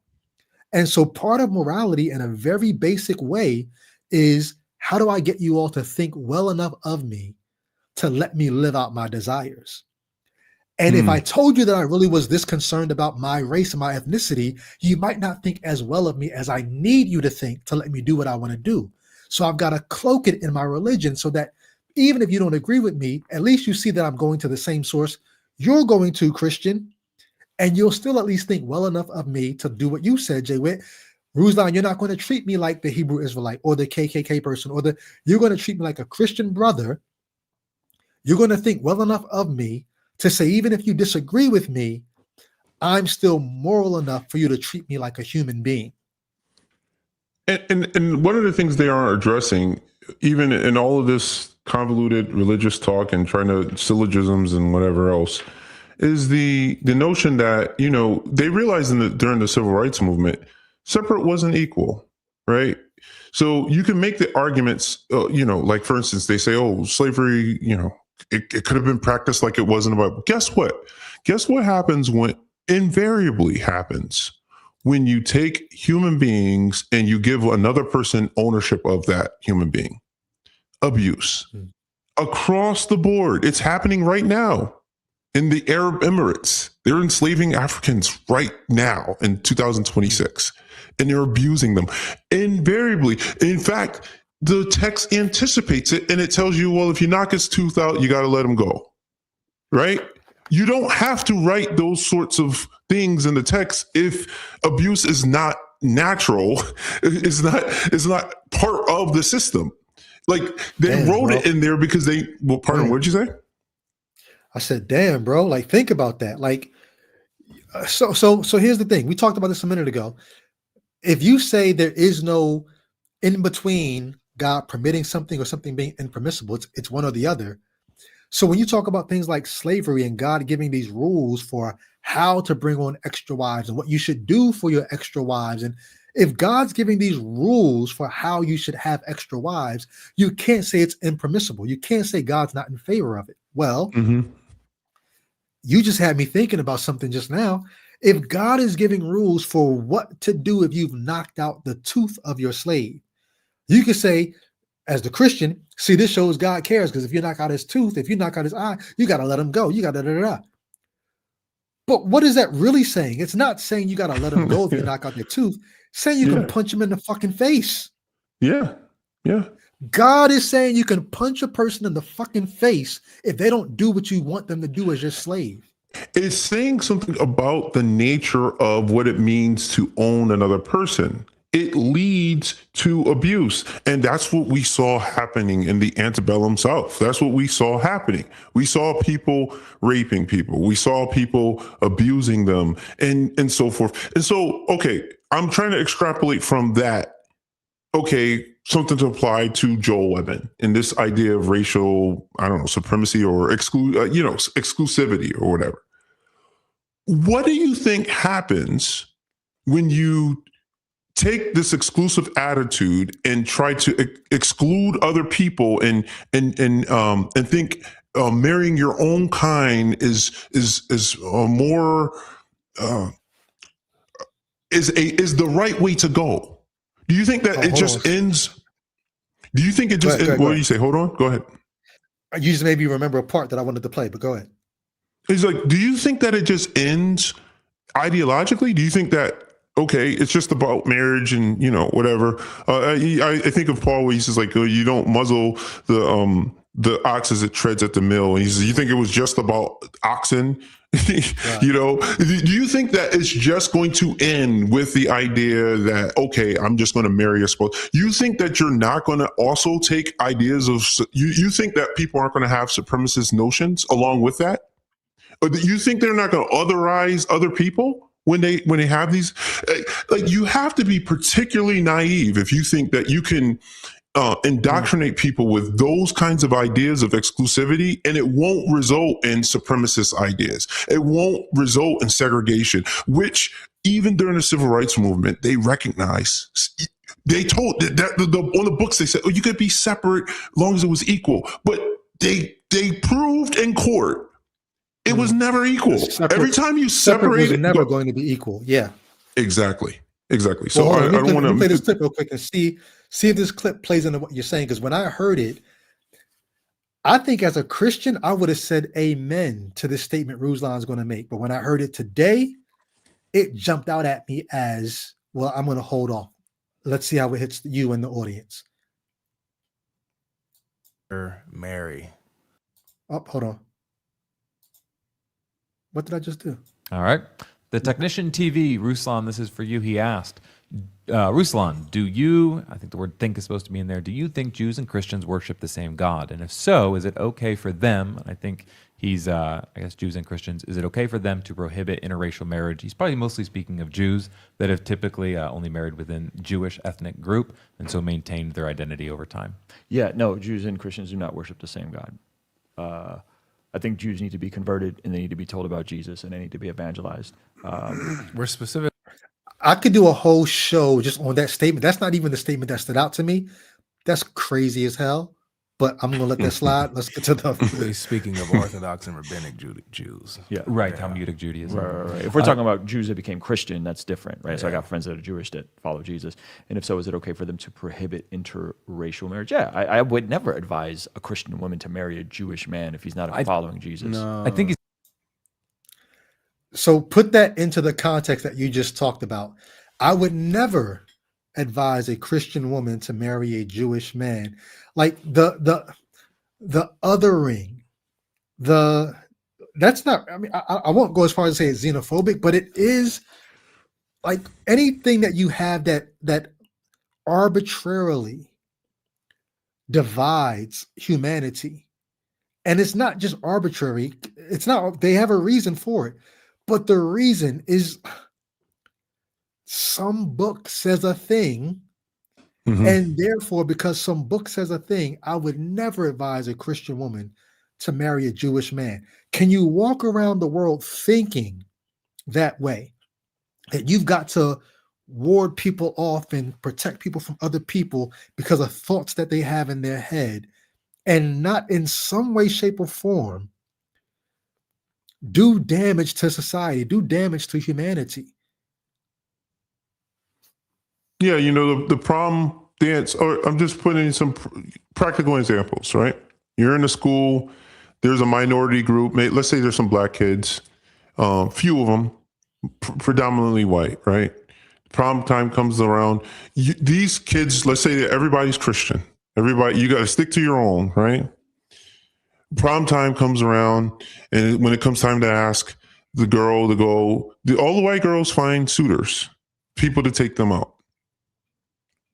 What are the practical implications of this kind of worldview? You know, what are where are we going with this? Do you really think it's just about some bullet points on a page, or do you actually realize that when you train people to think this way, they're going to act in exclusionary ways in the world, and that's going to hurt people's feelings? And some people are like, why are you talking about hurting people's feelings? Do you want to live in a world where that's what you want to do to your fellow human beings? You want to hurt their feelings. You want to have them feeling isolated. You want to have them feeling a bit, if they happen to be the person who's from the other culture. Maybe you think it's okay that they get beaten up and dragged into unmarked vehicles. I'm not going to go any deeper there. Maybe you don't have empathy for certain people because you're not like them, right? Do you think that these ideas end on a page when you can think this way about your other people? This is why, you know, in the text it says, you know, you can enslave the other folks that you come into contact, but you're not to do this to your own brothers. Well, why aren't you to do it to you? There's the assumption that whatever you're doing to them, you don't want done to you. That's the only thing you can draw from that, is that the way you're treating them. Leviticus 25? Is that Leviticus 25 where God tells I believe so? You are to take your slaves from the nations around you. You own them in perpetuity, pass them down to your children. And then it says, but you are not to treat your fellow Hebrews, your fellow Israelites, harshly. Treat them harshly. Don't treat your fellow brethren harshly. And I'm hyperlinking that to Joel Webbin right now. I'm saying like that's all the same thing, because when you have a us and them mentality, that's how you think. It's like, well, you know, from road rage to killing people, you know, you go look at Matthew 5 or Sermon on the Mount, you know, this is, if you say to your brother Raka, you've already committed murder. All of this stuff comes from, it's almost like the golden rule, from just not being able to see yourself in other people. And to make more, you know, I was talking about Richard Dawkins and talking about and Neil deGrasse Tyson, and talking about the wedges they're trying to put between the race are artificial. They're not even real. There's so much variation within each race that you could reproduce all of the things from we all came from Africa. Come on, man. But anyway, I mean, I'm going and on. But I want people to understand this isn't coming from a place of just trying to rag on Ruslan, trying to rag on Joel Webbin. This is coming from a place of just let's just put this thing on the table and look at what this creates. It creates a partitioned off, segregated society. Like if we live the way that Joel, you know, granted, I guess we should return to the initial question. Is he serious? Maybe drop that in the comment section. Maybe get into a little conversation. Do you think this man really believes this? I guess he could. He argues convincingly. Or is this just rage bait? Does he just want to get a conversation started, get more eyes on his page so he can get more advertising dollars? But this is a horrible way to there's something we live. probably should talk about real quick. Ruslan challenged him because you can go back a few years ago and Joe Webben was saying something completely different about interracial marriage. Joe Webben was saying that he actually approves of it and looks forward, and he would perform them, and he would rejoice if his daughter was to, marry a black.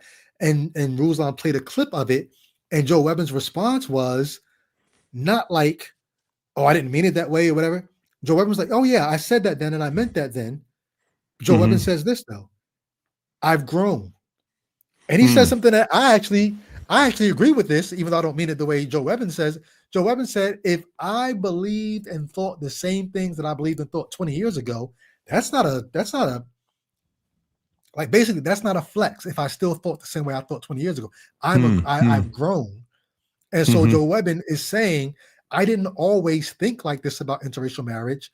I've got to the point where I began to see what he calls here the dissolution of the white race, and it's intentional, and we're being they're trying to replace us and all that.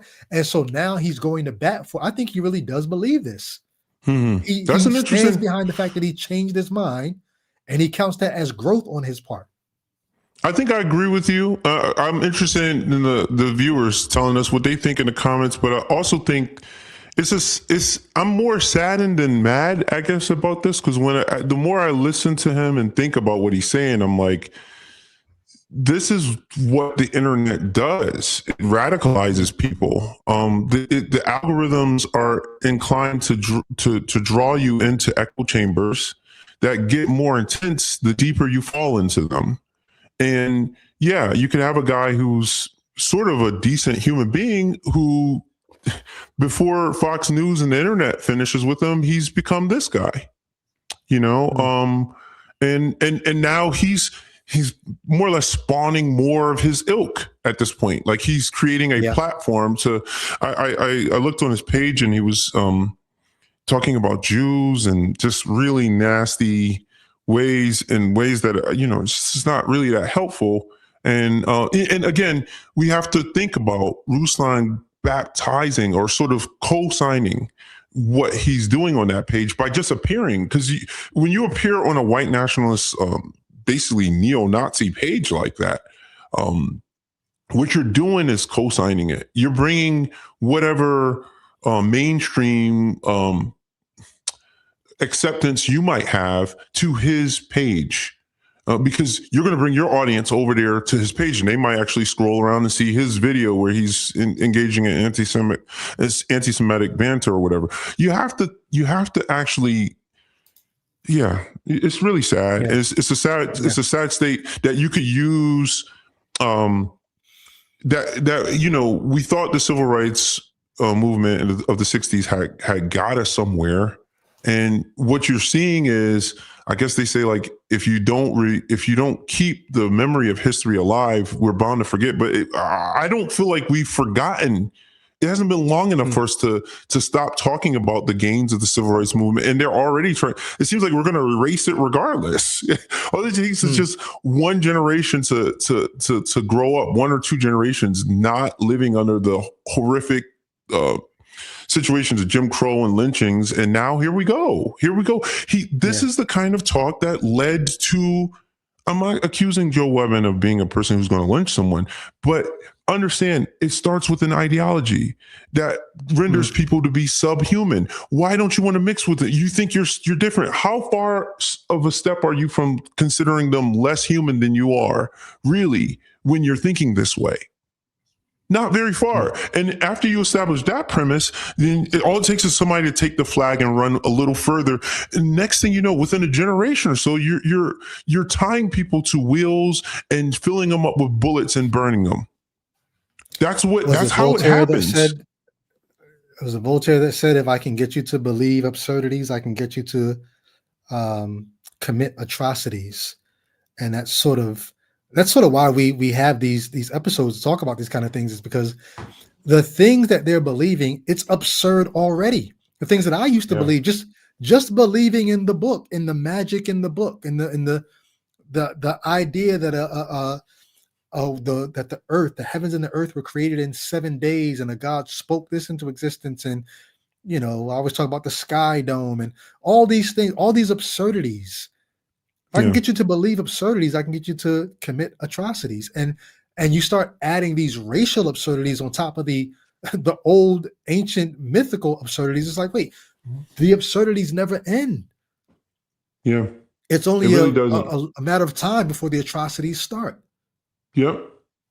And it seems like, even this kind of irrational thought and non-skeptical thinking, it almost never ends well. We had the Crusades. I mean, of course, Christianity started off, they were persecuted, but before long, they were the ones persecuting, right? I don't want to blame it all on, because it's not really a Christianity thing, it's really, like you say, it's a way of just being skeptical will hopefully shield you from some of that kind of stuff. Because you're not so easy to believe things that aren't premised on things that are reality, this is not reality. Being skeptical keeps you from believing absurdities. Yeah. We're human beings. We're one species. You can mate with whoever you wish to. That's sensible. This kind of thing that he's talking about, you're creating that's crazy town right there that he's creating. Yeah. And if you keep running with that, what I'm not trying to, call him Hitler or something, I'm saying if that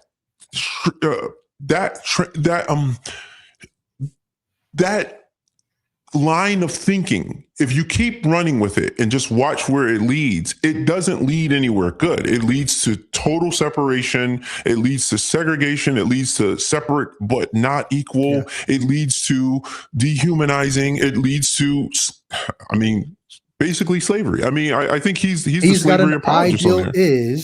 He's got an ideal is that he wants to be an alt, and you can't get your the is in your mind. You can't get that to come to fruition without some kind of this is why you see what you see in our government right now. They've got an is in their mind, but you can't make that an alt without strong arming it onto the people. And so we're seeing the seeds of this beginning to grow as we speak, which is why we have to speak up. But we're coming up on 2 hours, so I wanna lay it down here. I saw Fred. No, it was good to be back. Yeah, Fred B, if you're still in the chat, I got some good news, I think, about Houston. So I'll be letting you know about that. And shout out to all the Patreon supporters. If you appreciated seeing JWit back on the channel, show some love in the comments, in the chat, while you're still here in the chat. Any last words, man, while we got you? Are we going to get you back anytime soon? It was good being back with you guys. I said to you and Albert in private, I apologize for how dismissive I was. I'm going to speak in code, but basically before the current state of things in the USA. Why are you speaking in code? Wait. Why are you speaking in code? No, speak that. Well, yeah, there was an episode some year, at least a year, maybe a year and a half ago, where about a year and a half ago, where I really, I believe there were certain individuals who were in the chat and in the comments, they were angry with me just because of how silly I thought the whole Project 2025 was. And I thought it was just a whole lot of crying wolf. We were being alarmist about Trump. Yeah. If Trump gets reelected, you thought me and I were being alarmists. Yeah, because they were predicting. In fact, I think they were a little bit more mild than what has actually occurred, believe it or not. I think the things that you guys said have been super abundantly exceeded, right? And I just, like many Americans, thought that there wasn't a world that those things could happen, could materialize in. But I stand corrected, and I made it my point to say if I ever did end up back on the podcast, I would apologize to the audience, those of you who were here for that one and were annoyed with me with my Pollyanna, as it were. I apologize to you. I wasn't trying to be flippant, and I wasn't trying to be dismissive. It just seemed so utterly absurd, and I guess it speaks to how I feel now. So yeah, I'll say all that. But yeah, I miss you guys. It was great. Yeah. And I was like I say, I miss you guys. I used to be with you guys every week, and talking, just busting it up and chatting about all of these things. But just be whatever you're going to do. In parting, I would say just be the best person you can be, and try to think about other people. Try to have some empathy. Do your best to be good to people. Like even to, I guess if there's anything we could draw from Christianity, learning how to. You don't win over your Joel Webbins by being Joe Webbin on the other side. So figuring a way to counter those kinds of attitudes with positivity. If there's any kind of passages, I always think of Philippians 4:8 or whatever, or Ecclesiastes, when as a non-believer, as being like, these are books that these are passages where you don't have to be a believer to see the sort of humanism in them. So think on good things. Try to be nice to your neighbor. I think these are virtuous kinds of things and the way to be. So yeah, that's what I would leave you with if I said anything. Yeah. I know some of you probably like, oh, F Weapon, and I guess there's a place for that, but like I said, at some point we got to figure out a way to sit down at the table and win over folks that we don't agree with. We really need badly to be able to have civil conversations, and I think democracy. That's why I spend was so one much of the. time. What'd you say? No, So go that's ahead. why I spend so much time doing what I do. When I get on Facebook, I don't know why. Well, no, I do know why. It's because of the stuff that you're saying. I've taken to within the last 2 weeks, man. Just jumping in people's threads on Facebook. Threads where I know I'm going to get ratioed and I'm going to be, the only one saying what I'm saying. I mean, MAGA threads, we're talking about the SAVE Act and all this. I'm jumping in all kinds of conversations and going back and forth, at least 2 or 3 comments. I don't spend my whole day, but just having conversations with people, because if we stop talking, it's over. And some people might feel like it's over now, but it's like, no, we can still reach out. We can still be a voice of reason, or just be an example of, the people that I thought were all crazy, they're actually reasonable. Even if I don't agree, they're reasonable. And so if something unreasonable were to happen, like I said, if I can get you to believe absurdities, I can get you to commit atrocities. Well, if I can get you to understand that the people on this side of the aisle are not as absurd as we're being painted, then when they try to get you to commit atrocities, you've got to wrestle with that. Like, no, they're not. They don't deserve what you're saying they deserve. When Trump stands in front of the military and says, we're going to need you all to come home to deal with the enemy within, somebody's got to be able to stand there and show these people we're not the enemies within. Yeah. And so I'm there to have those conversations. Yeah. A lot of our audience are post-believers. So it's really important to never forget, such were some of you. You were the Joel Webbins. You were some version of that, closed-minded, believing mythology. And never forget that. What was it that pricked your heart that got you to start thinking? I'll assure you it wasn't somebody cursing you out, Yeah. I assure you, it probably wasn't that. It probably wasn't somebody trying to make you feel like you were an idiot because you believed in Noah's Ark. It was probably some truth that struck deep down, to the bone, and you knew you couldn't get away from it. And if you just keep your thoughts on that and like just trying to be that person that's just going to just communicate truth consistently and be a consistent person, a person who's an honest, trustworthy person, a person who's a good person, a person who has empathy, a person who cares about his neighbors or her neighbors, or genuinely cares about them, whether they're trans, gay, whatever.